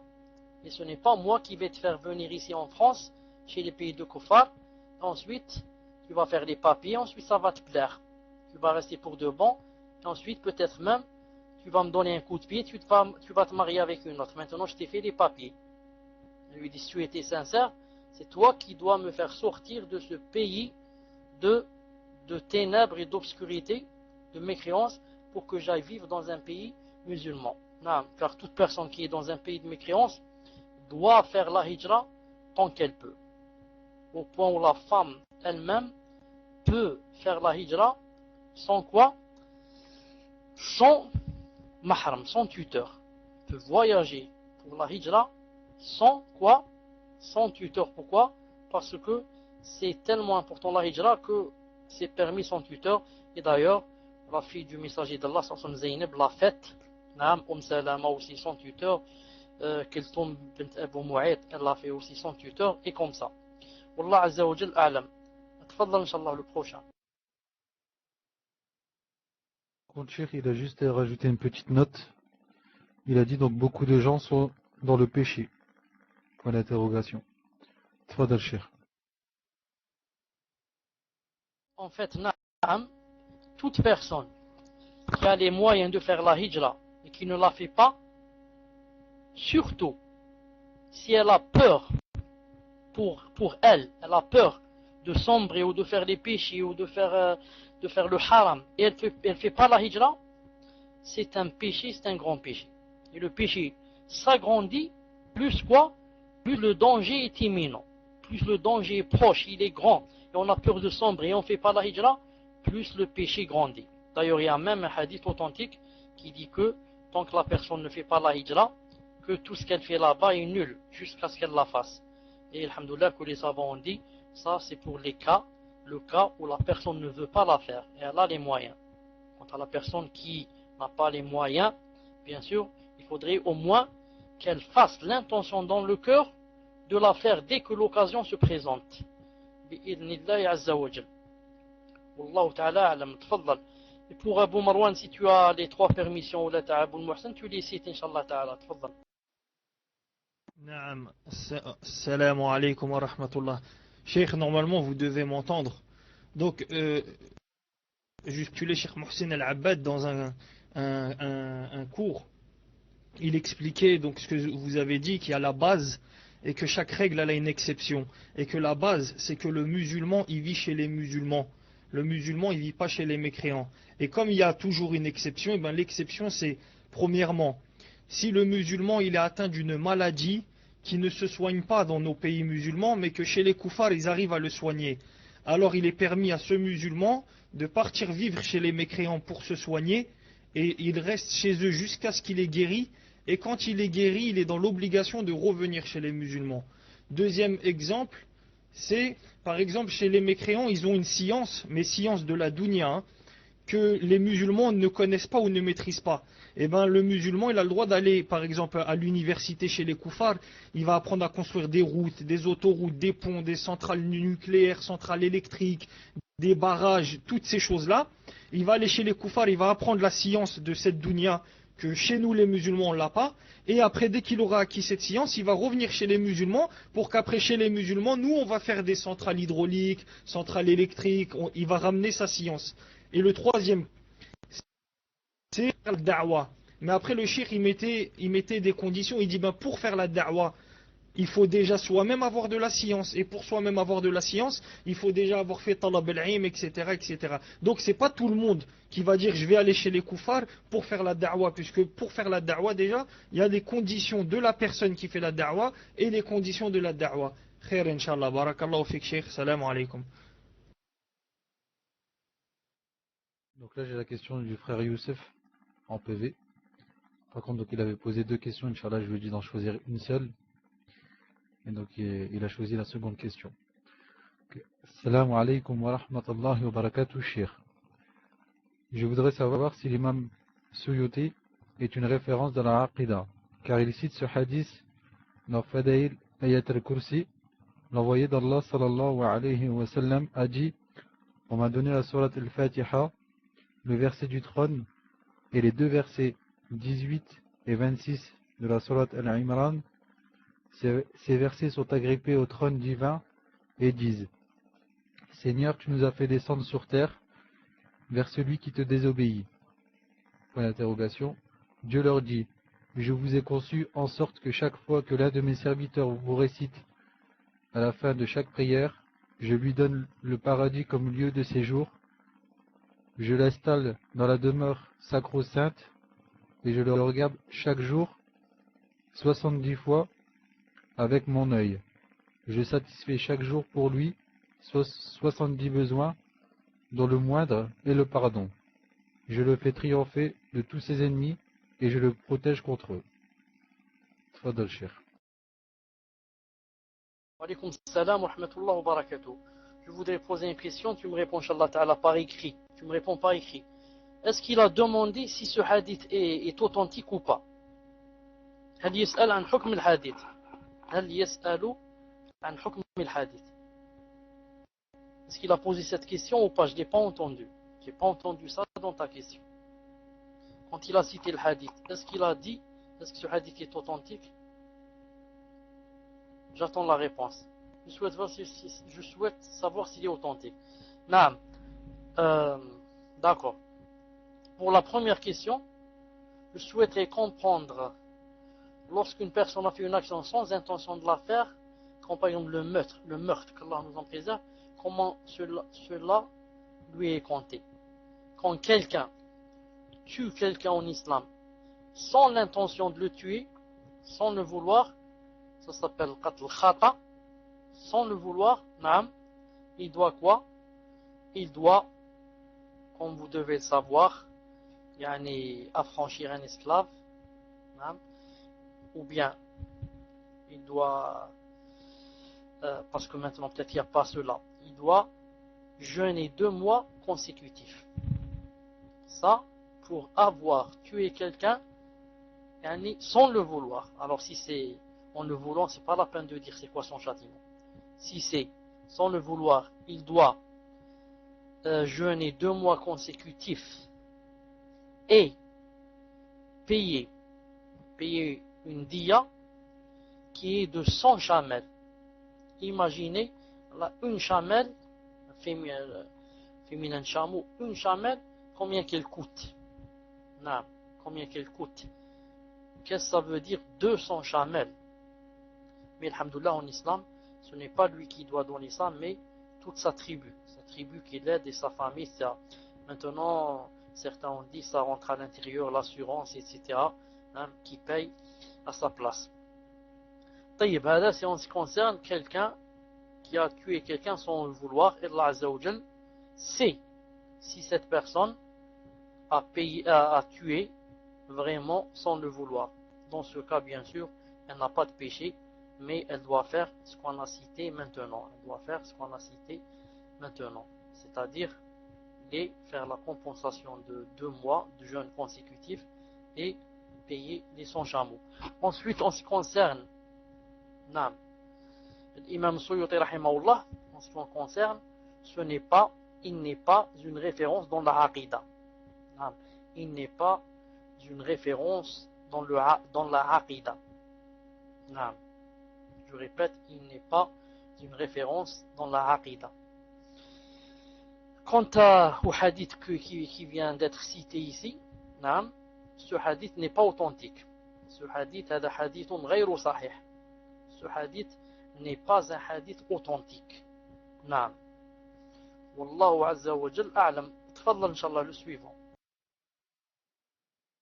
Donc là c'est Abu Abderrahman. Abu Abderrahman, posez la question Inch'Allah. On vous a enlevé la raid. Vous l'avez envoyé où à Abu Abderrahman? Si vous l'avez mis sur la room, elle n'est pas passée. Elle est certainement trop longue. Donc soit vous la coupez, soit vous l'envoyez en PV, Inch'Allah. Donc je vous ai ouvert le PV, si vous pouvez faire un copier-coller. Vous mettez un 1 lorsque la question est terminée, Inch'Allah. La question est terminée, Abu Abderrahman. Copiez complètement la question et envoyez-la en PV. Ça sera plus rapide, Inch'Allah. Je vous ai ouvert le PV. Abou Wassim, Akhi, pose ta question, Inch'Allah, pour éviter de perdre du temps. Je t'enverrai de Akhi. Non, donc c'est bon, j'ai reçu la question de Abou Abderrahman. Assalamu alaykum, Cheikh. Qu'Allah subhanahu wa ta'ala vous rajoute de la science. Amin. Une sœur demande, il y a des personnes qui traitent les gouvernements de kuffar en disant qu'ils ne gèrent pas selon les lois d'Allah subhanahu wa ta'ala. Et quand on leur dit que cela c'est du takfir, ils répondent qu'on a une mauvaise aqidah. Et quand on leur demande leurs preuves, ils disent que c'est eux qui ont raison car ils possèdent des livres de savants reconnus achetés directement d'Arabie Saoudite. Est-ce vrai que les livres achetés en Arabie sont filtrés par le gouvernement avant d'être vendus en France? Donc si cela est vrai, avons-nous la bonne aqidah et comment se procurer les bons livres? Jazakallahu khayran. Tfadal Cheikh. وعليكم السلام ورحمة الله وبركاته. في صوت. Alhamdulillah. Je dis à cette sœur qui paraît, Wallahu ta'ala a'lam, qu'elle est nouvelle. Non, qu'elle est nouvelle, car elle s'est étonnée de ce que lui ont dit les takfiriyoun. Car c'est une preuve qu'elle est nouvelle et elle ne connaît pas les takfiriyoun. Non. Les takfiriyoun, ma sœur, te diront que ce sont les seuls qui vont aller au paradis. Les grands savants, pour eux, il n'y en a pas. Il n'y a pas de savants, ils sont terminés. Le messager d'Allah sallallahu alayhi wa sallam a dit que tous les 100 ans, Allah Ta'ala enverrait quelqu'un qui renouvellerait le din, la religion. Eux, ils disent il n'y a plus de savants. Tous les savants, Cheikh Al-Albani, Cheikh Ibn Uthaymin, Cheikh Ben Baz, Cheikh Al-Haydan, Cheikh Al-Fawzan, tout cela, ce sont des mécréants. Qu'Allah Ta'ala les maudisse. Qu'Allah Ta'ala les maudisse. Qu'Allah Ta'ala les maudisse. Ces gens-là qui sèment le trouble et le désordre et la fitna. Et que le messager d'Allah a dit, ce sont les chiens de l'enfer. En fait, vous avez remarqué, ils ne cessent d'aboyer du matin au soir, Tarout, Tarout, Tarout, Tarout, Tarout, du matin au soir. Tarout, Tarout, Tarout. Pour eux, la charia et l'islam, c'est seulement quoi? C'est seulement gouverner avec les lois d'Allah. Subhanallah al-Azim. C'est ça l'islam chez eux. L'islam, si jamais on fouette quelqu'un qui a fait, par exemple, qui a parlé sur une autre personne qui l'a accusé d'adultère, 80 coups de fouet, ou bien, on fouette 100, ou bien on coupe la main au voleur, ou bien on lapide celui qui a fait la fornication, masha'Allah, on a appliqué la charia. Et ces ignorants, ces juhal ne savent pas que la aqidah est beaucoup plus importante que la charia en islam. Naam.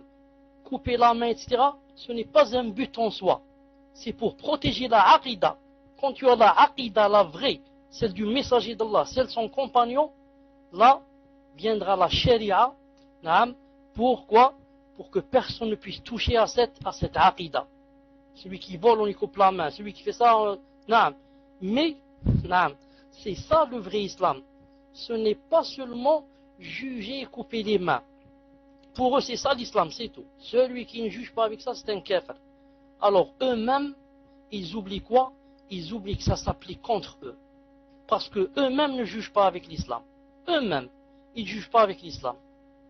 Le premier jugement qu'ils ne jugent pas avec l'islam, c'est qu'ils exhortent les gens à aller à la guerre sainte et au djihad, à se révolter contre les gouvernants, et ils ne font pas la guerre, eux. Ils sont derrière leur PC, en train de siroter les jus, et d'écrire en PV aux femmes. D'écrire en PV comment vas-tu, ceci, cela. Et quand vous rentrez dans leur salon, rentrez, changez de pseudo et rentrez dans leur salon, et dites-moi, si vous apprenez un jour une seule chose dans l'islam, une seule chose, dans la harida, dans le wudu, dites-moi une seule chose si vous pouvez l'apprendre. Du matin au soir, tarot, ils sont là derrière leur PC, en train d'amasser de l'argent, en train de pousser les gens, les jeunes, à quoi? À aller mourir là-bas. Les hypocrites, les chiens de l'enfer. Les chiens de l'enfer, comme a dit le messager d'Allah, les hypocrites qui passent leur temps à pousser les gens du matin au soir, ceux qui ont renié les savants. On dit il n'y a pas de savants, c'est nous les savants. C'est Salah 19 le savant, qui n'a jamais été à l'école et qui ne fait pas la différence entre A et O. Celui-là, c'est un savant, et dans des fatwas, dans son salon, alhamdoulilah, beaucoup de gens disent qu'il est malade, qu'il faut qu'il soigne, qu'il est un peu fou, qu'il est ceci, qu'il est cela. Ce sont pas ses ennemis, ses adeptes qui disent ça de lui. C'est maintenant, des années après, qu'il commence à comprendre, à ouvrir les yeux. C'est pour ça que il est du grand djihad et de la grande guerre sainte pour vous, les frères et les sœurs, de mettre en garde contre ces gens-là et contre les gens qui rentrent dans leur salon. Non seulement contre les gens comme Salah 19 et les autres qui font la da'wa et propagent le mal et le virus du takfir, mais aussi contre ceux qui rentrent dans leur salon. Chaque personne qui rentre dans son salon, vous devez d'abord lui faire la da'wa. Attention, taqillah ukhti, quand elle dit non, classe, il ne faut plus lui parler. Elle aussi, elle contient le virus et elle va vous contaminer, que vous le vouliez ou pas.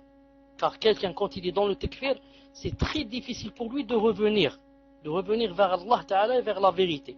Il a le cœur scellé, les yeux pleins de poussière, il ne peut plus rien voir. On lui a dit, c'est toi qui vas être demain au paradis avec les messagers et les martyrs et les vertueux et les pieux prédécesseurs. Tout le monde est kafir, sauf toi le musulman. Tout le monde est dans Jahannam, sauf toi au paradis.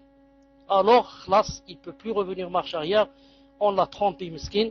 Celui-là, on lui fait la da'wa pour qu'il revienne. S'il ne revient pas, on l'exile. On l'exile, on l'isole, on ne lui parle plus. Il dit salam, on ne lui répond pas. On le voit dans la rue, on tourne de l'autre côté. Pourquoi? Classe, c'est devenu un adepte des takfiriyin, des khawarij. C'est un virus, il faut s'éloigner pour ne pas être contagié et il faut le détester en Allah Azza wa Jal. En Allah Azza wa Jal. Al-Muhim, voilà ce que je voulais dire. Donc ceux-là, il ne faut pas perdre le temps avec eux. Ceux-là, il ne faut pas perdre le temps avec eux. Eux, ils sont en train de piétiner. Ils piétinent. Du matin au soir, tarot. Ils n'apprennent pas. Un tour, alhamdoulilah. Chaque cours, vous apprenez des choses nouvelles. Chaque cours, vous apprenez des noms d'Allah Azza wa Jal. Chaque cours, vous apprenez comment faire le siyam, comment faire ceci, comment faire cela, comment on peut faire ceci. Ceci haram, ceci halal. Masha'Allah, Allah Ta'ala vous a voulu du bien. Allah Ta'ala vous a guidé, vous a aidé. Il faut le remercier jour et nuit. Il faut le remercier. Ne perdez pas vos temps dans les salons de takfir, dans les salons d'innovation, dans les salons de virus, les salons de mal, les salons qui font fuir les gens, les salons qui donnent une mauvaise image de l'islam, les salons qui amochissent l'islam, les salons qui font fuir les gens. Ne perdez pas votre temps avec ceux-là. Laissez-les parler, aboyer comme des chiens et apprenez le ilm et avancez. Barakallahu fikum. تفضل إن شاء الله prochain سؤال. Donc là on passe à in speaking, Inch'Allah. Donc j'ai la question en PV. Alors, Salam alaykoum cheikh. Allah vous récompense pour tous les cours donnés. Amin. Ma question est, une femme a-t-elle le droit de demander le divorce à son mari car il est stérile? Cela fait presque 3 ans que l'on est marié et toujours pas d'enfant.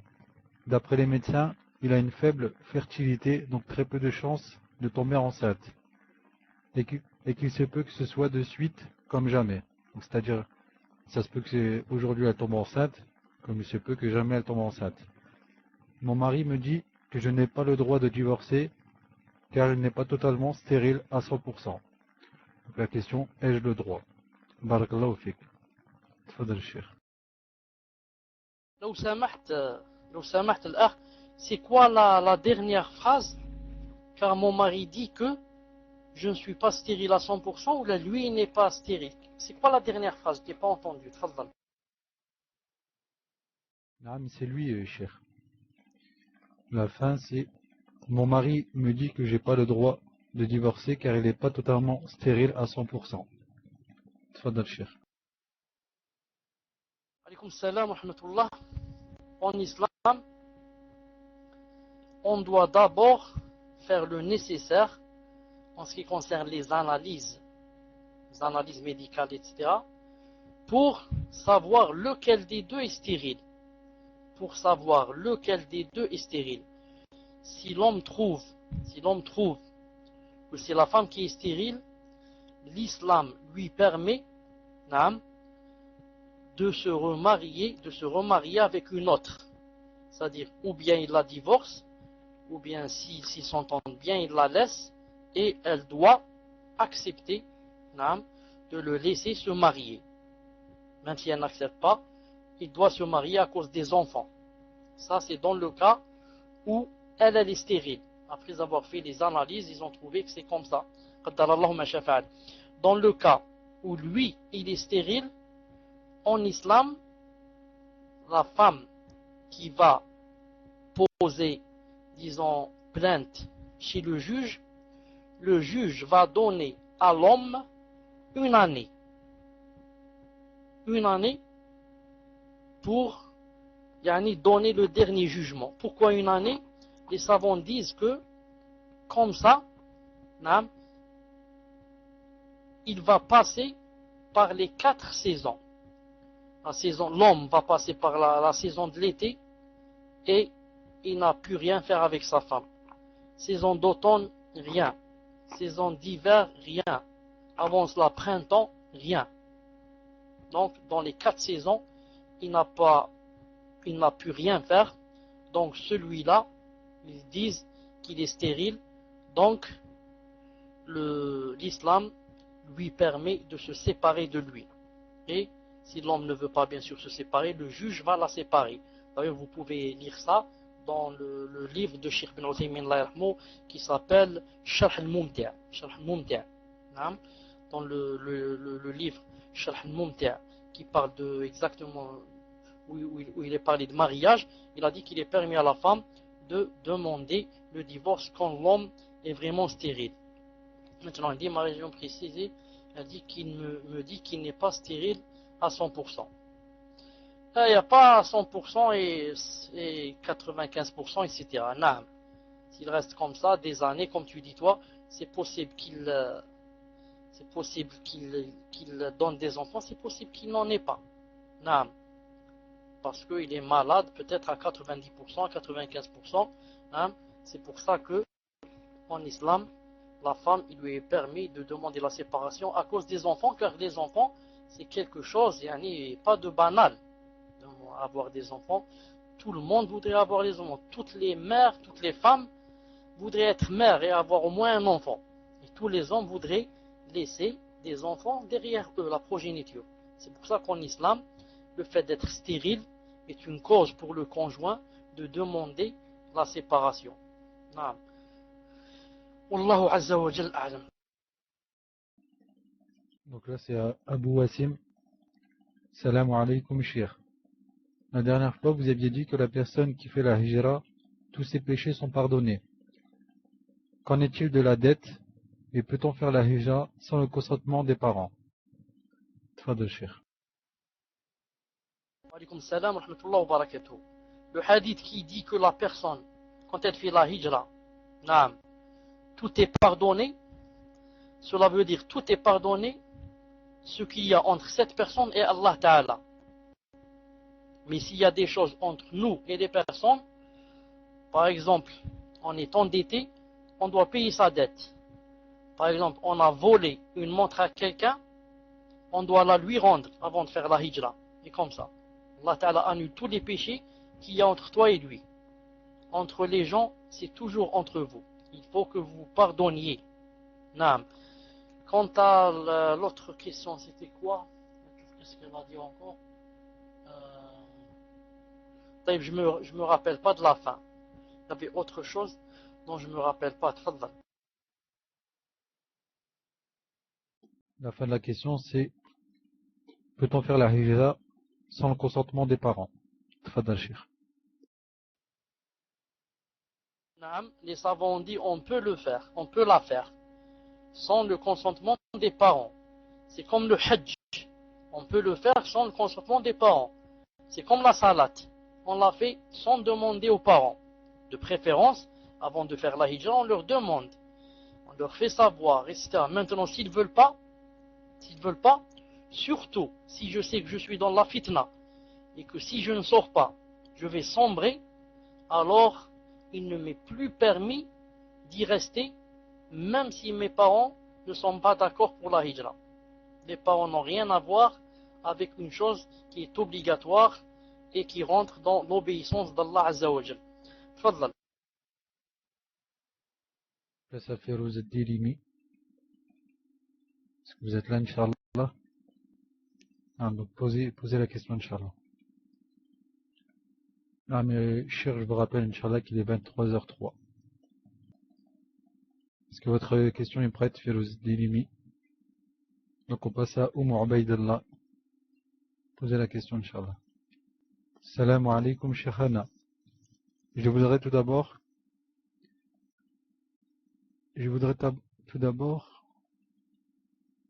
dire que je suis quand même étonné du manque de respect qu'il y a dans les questions.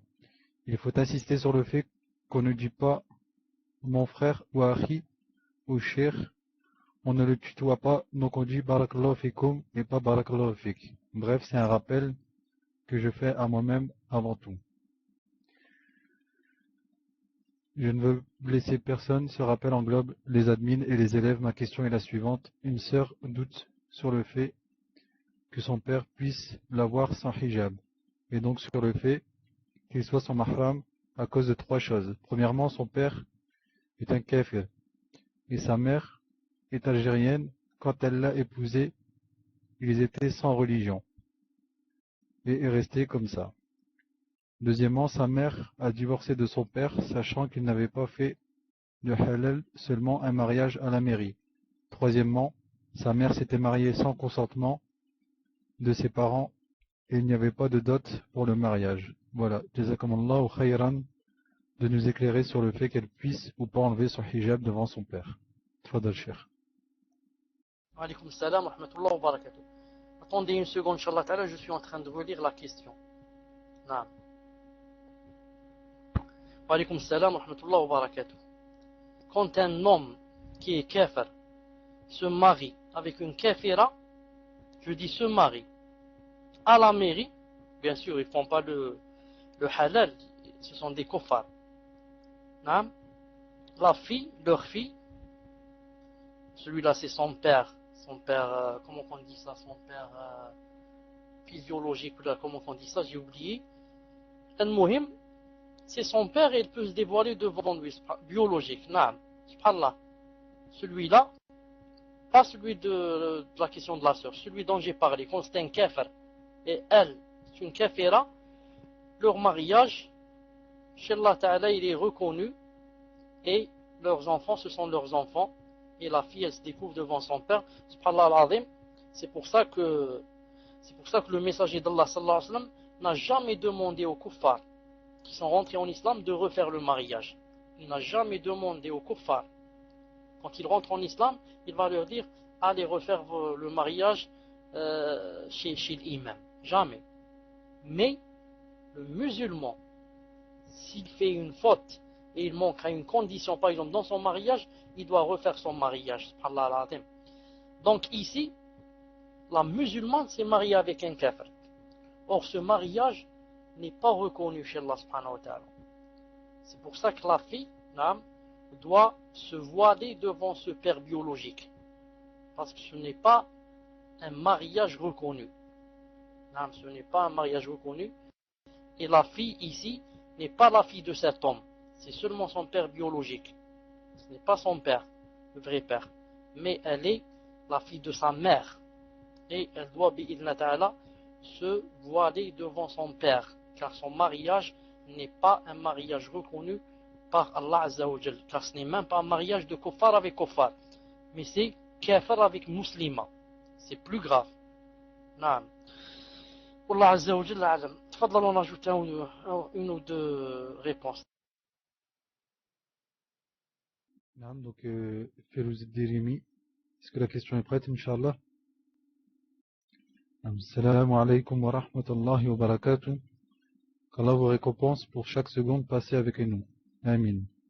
J'habite en France et il y a des frères qui vont dans les marchés, appelés à Allah pour récolter des sous pour une école ou une mosquée. Et il faut savoir qu'ici dans les marchés, il y a beaucoup plus de femmes que d'hommes. Elles ne sont pas voilées, elles sont fardées et à moitié nues. Elles font le désordre, la fitna, et ces frères restent toute la matinée. Allah subhanahu wa ta'ala a dit: l'endroit que je déteste le plus sont le marché. Que pensez-vous, Cheikh, de ce style d'appel dans les marchés où il y a grande fitna, subhanallah? Qu'Allah vous récompense, Cheikh. Amin. Tfadal, Cheikh. Wa alaykum salam wa rahmatullahi wa barakatuh. Et je dis pour celui qui me dit qu'il m'aime en Allah, que Allah Azza wa Jalla l'aime comme il m'a aimé. En ce qui concerne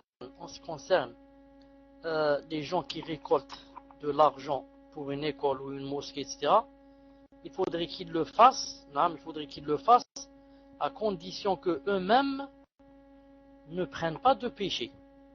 Maintenant, si on va dans un endroit où du matin au soir nos yeux tombent sur le haram et que par-dessus le marché on risque de tomber dans la fitna et que on revient le soir après avoir récolté beaucoup de péchés, donc maintenant il ne m'est plus obligatoire, il ne m'est plus obligé de récolter pour cette école. Naam. Parce que je vais là-bas, je me remplis de péchés et je reviens le soir, comme j'ai dit, après avoir rempli la feuille de péché. C'est pour cela que on doit aller, Inch'Allah Ta'ala, dans les endroits où c'est halal, dans les endroits où on ne risque pas de tomber dans la fitna. Ce n'est pas, on va faire un bien, et à cause de ce bien, on va s'attirer des choses que Allah subhanahu wa ta'ala n'aime pas. Naam. Allah Azza wa Jalla a'lam. Et je n'oublierai pas de dire deux choses. La première pour le téléphone. Hier, pendant les 2 heures, beaucoup de gens m'ont appelé. Je dis cela parce que certaines personnes peut-être vont dire qu'on a essayé d'appeler, on n'a pas pu. Moi je vous dis qu'il y a des gens qui m'ont même appelé 2 fois. Il y a des personnes, pas une seule, qui m'ont appelé 2 fois. Elle appelle maintenant, ensuite elle appelle une demi-heure après. Donc c'était possible de m'appeler, comme c'est dans le site, chaque mardi de 14h à 16h. Inch'Allah Ta'ala, ensuite je vais ajouter 2 autres heures, car je sais que peut-être cela ne suffit pas.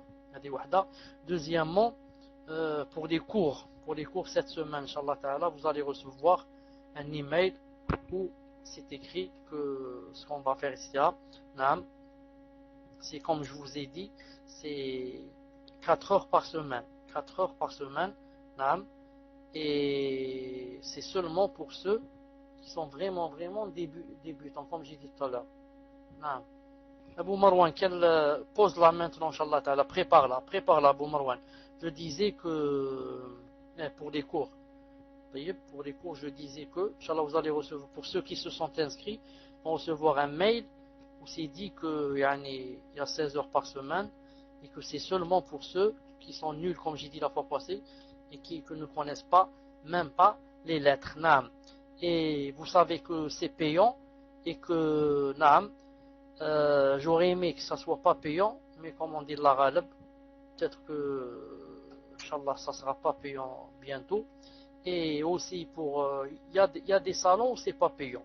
Hein, pour ceux qui n'ont pas de quoi payer, il y a des salons où c'est pas payant. Car comme m'a dit quelqu'un, comme m'a dit une personne, elle m'a dit quand c'est payant, c'est mieux. Comme ça, les gens, ils sentent qu'ils font sortir de l'argent, donc ils sont beaucoup plus sérieux. Quand c'est pas payant, celui qui veut assister, celui qui veut pas, il veut pas, celui qui rentre, il commence à se moquer, à rire. Mais celui qui paye, il sait que s'il n'assiste pas, c'est son argent qui part. C'est son argent qui part. Quoique, entre parenthèses, j'aurais aimé que ça soit pas payant, mais c'est pour des conditions qui, Inch'Allah Ta'ala, vont passer. Mais de toute façon, Inch'Allah Ta'ala, il y a des salons qui sont pas payants, Inch'Allah Ta'ala. Naam. Tfadlal Abou Marwan. Naam, salam alaikum. Vous entendez, Cheikh? Je vais vous lire la question, Inch'Allah, de la sœur, parce que apparemment... Voici la situation de la sœur. Je suis marié depuis 3 ans. Depuis le début de mon mariage, mon mari me frappe injustement, m'insulte et me rabaisse moralement. Par exemple, il me frappe quand il a passé une dure journée, ou quand j'ai oublié de ranger quelque chose, ou quelques courses, ou quand il me voit parler au téléphone avec une sœur et qu'il juge que la conversation dure trop longtemps. Il m'a déjà frappé devant ma mère et il m'a menacé de m'égorger et de me tuer, et il l'a même juré. Il ne prie pas à la mosquée. Parfois, il ne prie pas la prière de l'Fajr. Il prie assis alors qu'il peut prier debout. Il ne suit pas la sunna, il ne fréquente pas de frères. Il s'isole avec des femmes étrangères. Il m'interdit de porter le niqab dans ma ville par rapport au regard des gens. Depuis 3 mois, il m'empêche d'aller aux cours d'arabe et de religion. C'est ma mère qui m'accompagne car il ne veut plus le faire. Il ne subvient pas à certains de mes besoins vestimentaires alors qu'il a de bons moyens financiers. C'est mon beau-père, le mari de ma mère, qui m'achète ce dont j'ai besoin quand mon mari refuse. Ma question est, puis-je demander le divorce dans ces conditions, car je ne peux plus supporter cette situation et je ne l'aime plus. Je lui ai laissé plusieurs chances. Il m'a dit qu'il allait changer, mais au lieu de cela, son comportement a empiré. Comment dois-je procéder pour divorcer, car je refuse catégoriquement de m'accorder le divorce et il a juré de me tuer si je le quittais ou si je me remariais. Voilà la question. Alaykoum salam wa rahmatullahi wa barakatuh. Il faudrait que ceux qui lèvent la main sachent que normalement le cours a pris fin. C'est pour ça que j'ai permis à cette personne de poser une question hors cours, car il dit que c'est vraiment important, hein, puisque j'allais faire mes salons, donc j'ai pris de mon temps. Je dis à cette personne, Bidla Azzawajal, qu'en islam, quand quelqu'un se marie, d'abord, il le fait pour Allah Azzawajal. Il le fait, ce n'est pas pour les tentations, mais il le fait pour avoir des récompenses. Car c'est une sunna d'Allah Azzawajal, c'est une sunna des prophètes. C'est quelque chose qui est dans le Coran, c'est quelque chose que le messager aime, c'est quelque chose que le messager sera très content le jour de la résurrection de quelqu'un qui s'est marié et qui aura beaucoup d'enfants. Car ces enfants vont multiplier la nation du messager d'Allah. Car les messagers, le jour de la résurrection, chacun va dire, il va montrer aux autres, il va dire regardez ma nation, donc il sera fier quand il verra que sa nation a le plus grand nombre. C'est dans ce sens qu'on se marie, qu'on fait des enfants. Maintenant, quand on se marie fi sabilillah et pour Allah Azzawajal, on a fait un devoir, on doit considérer l'autre, si on est une femme, comme un frère fillah avant tout. Et le frère considère sa femme d'abord comme une sœur fillah. Ce n'est pas seulement une poupée avec laquelle il fait ses tentations, ensuite il la jette. Non, c'est d'abord une sœur fillah qui l'aime pour Allah Azzawajal. C'est pour ça que Ali radiallahu ta'ala anhu, qu'est-ce qu'il disait? Il disait, naam, marie-toi avec quelqu'un qui a peur d'Allah. Car s'il t'aime, il va te gâter. Et si jamais il te déteste, il est possible qu'il ne t'aime pas, s'il te déteste, il ne va pas te faire du tort. Pourquoi? Car il a peur d'Allah Azza wa Jal. Mais celui qui n'a pas peur d'Allah Azza wa Jal, naam, si ça ne va pas avec sa femme, ou là il ne l'aime pas, ou là il voit en elle un défaut, là, qu'il peut la frapper, il peut la jeter par terre, la tirer par les cheveux, l'insulter, la gifler, la brûler, et peut-être même l'égorger, astaghfirullah. Naam. Donc, Allah Ta'ala dit, وَعَاشِرُهُنَّ بِالْمَعْرُوفِ. Allah Ta'ala dit, et comportez-vous bien avec qui? Avec elle. Et une fois certaines femmes sont venues se plaindre au messager d'Allah, comme quoi elles ont été frappées. Le messager d'Allah a dit ce jour-là, ou ce soir-là, ceux-là, c'est-à-dire ceux qui ont frappé leurs femmes, ne sont pas les meilleurs. Non, ce ne sont pas les meilleurs. Ce n'est pas quand tu frappes ta femme, tu crois que tu es devenu le meilleur, que tu es un homme. Masha'Allah, je suis un homme. J'ai frappé ma femme, elle a peur de moi. Quand je rentre, elle tremble. Elle tremble, là. Elle a tellement peur que, non, ça, ce n'est pas de l'islam. Ça n'a rien à voir avec l'islam. L'islam, quand tu rentres, ta femme sent un grand plaisir, une grande joie de te voir. Non, voilà le pilier qui est venu. Voilà Akhi Fillah qui est venu. J'étais seul. Il est là pour me seconder, pour être avec moi, pour partager mes joies, mes peines. Non, c'est ça l'islam. Donc, en islam, il n'y a pas de tout ça, yani frapper, tirer par les cheveux, c'est tout ça. Elle est libre maintenant si elle veut demander le divorce. C'est beaucoup plus une question familiale que religieuse. La religion lui permet, dans ce qu'elle a cité, de demander de se séparer, surtout après avoir fait, comme a dit le Coran, c'est-à-dire, ils font d'abord une assise, sa famille à elle avec sa famille à lui. Ils font une assise, naam, et lui donnent ce qu'on appelle un avertissement, ou bien un dernier avertissement. Voilà, plusieurs fois, notre fille se plaint comme quoi tu la frappes, etc., tu l'insultes, tu l'injuries, tu lui dis je te tue, je t'égorge, tout ça. Maintenant, on voudrait te donner une dernière occasion. Ou bien, yani, tu te corriges, ou bien, nous, on prend notre fille, bidna azawjal, on ne l'a pas élevée, on ne l'a pas gâtée, et ensuite pour te la donner, pour que tu fasses d'elle comme ça. Notre fille, masha'Allah, elle a été élevée dans un milieu, masha'Allah, elle a été gâtée depuis sa jeunesse, il ne lui manque rien chez nous, et c'est une sœur convertie, subhanallah al-azim, c'est une sœur convertie. Et sa famille, ils ne sont pas musulmans. Au lieu de dire, c'est une convertie, elle est toute seule abandonnée, avec des kuffars, c'est celle-là que je devrais gâter plus que l'autre, parce que celle-là n'a pas où aller, ses parents sont kuffars, elle a beaucoup plus besoin de moi que n'importe quel autre. Et ensuite, c'est à celle-là que je dois donner le bon exemple, car elle risque de s'apostasier, elle risque de dire, j'étais très bien dans ma mécréance. Et maintenant, je suis rentré en islam, voilà ce qui s'est passé, voilà l'islam, voilà les musulmans, voilà subhanallah al-azim, la hawla wa la quwwata illa billah, subhanahu wa ta'ala al-musta'an, Allah al-musta'an. Donc je dis à cette sœur d'essayer de voir comment réconcilier les choses. Si elle peut pas, inshallah ta'ala, elle voit comment se séparer de cet homme. Allah subhanahu wa ta'ala alam. Je vous donne rendez-vous, inshallah ta'ala, samedi pour la aqida à 21h bi'idhnillah subhanahu wa ta'ala. D'ici là, portez-vous bien et craignez Allah subhanahu wa ta'ala au maximum. Éloignez-vous de ce qu'Allah ta'ala a interdit. Ne passez pas vos temps dans les salons vides, les salons où non seulement on n'apprend rien, mais on recule et on régresse et on baisse de foi. Et sachez que chaque temps que vous perdez dans ces salons, vous en serez questionné demain devant Allah Ta'ala quand il vous dira où vous passiez votre temps.